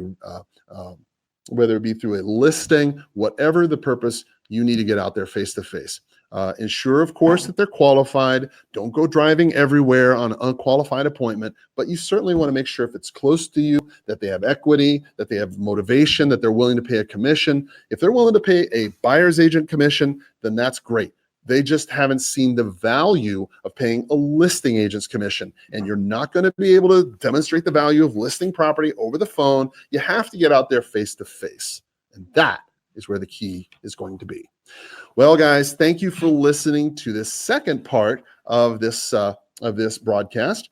We've had an exceptional time prospecting today. I'm going to go ahead and cut the prospecting short here. We have, oh my gosh, I've got 10 people who've texted me or called me. Wow, a lot of people. So I got a lot of people to call back. Let's find out what the results of our calls have been. We always like to go through that here so we can get kind of a idea of what our systems are like. Let's take a quick look at today's calls and see how long we've been making calls and what all the data finally worked out to be. So, Pulse, hang on just a second, folks. I will tell you. So far in June, let's see here. It's calculating the numbers. It's tabulating them. All right. Whoops. That didn't work. That's not what we wanted at all.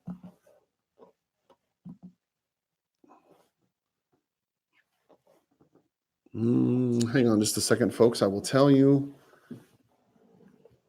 Well, maybe we will. Maybe we'll be able to tell you. Okay, so it looks like call session report. Yeah, there we go. Okay, so today, all right. Oh boy. Woo. So today, let's see. Today is June the 11th. We had 160 leads. We made 187 calls. We talked to 41 people. We set 7 appointments. We left 16 voicemails. We set 1 callback, and it was for 2 hours and 42 minutes. Now, if you add up all the prospecting that we've been doing, 84 contacts, made 10 appointments. That's an 11% conversion ratio. And then, of course, we'll have to see if any of these turn into listings, because that is what's important. Well, guys, thank you for listening. Thank you for paying attention. Thank you for watching. And most importantly, thank you for sharing on your social media. If you have any questions about what we've done, any suggestions on how I can improve, I'd love to hear your improvements. Feel free to go ahead and hit me up in the chat box there, and I'll respond to you as soon as possible. Until the next time I prospect tomorrow, I hope you have a powerful sales day. Bye-bye.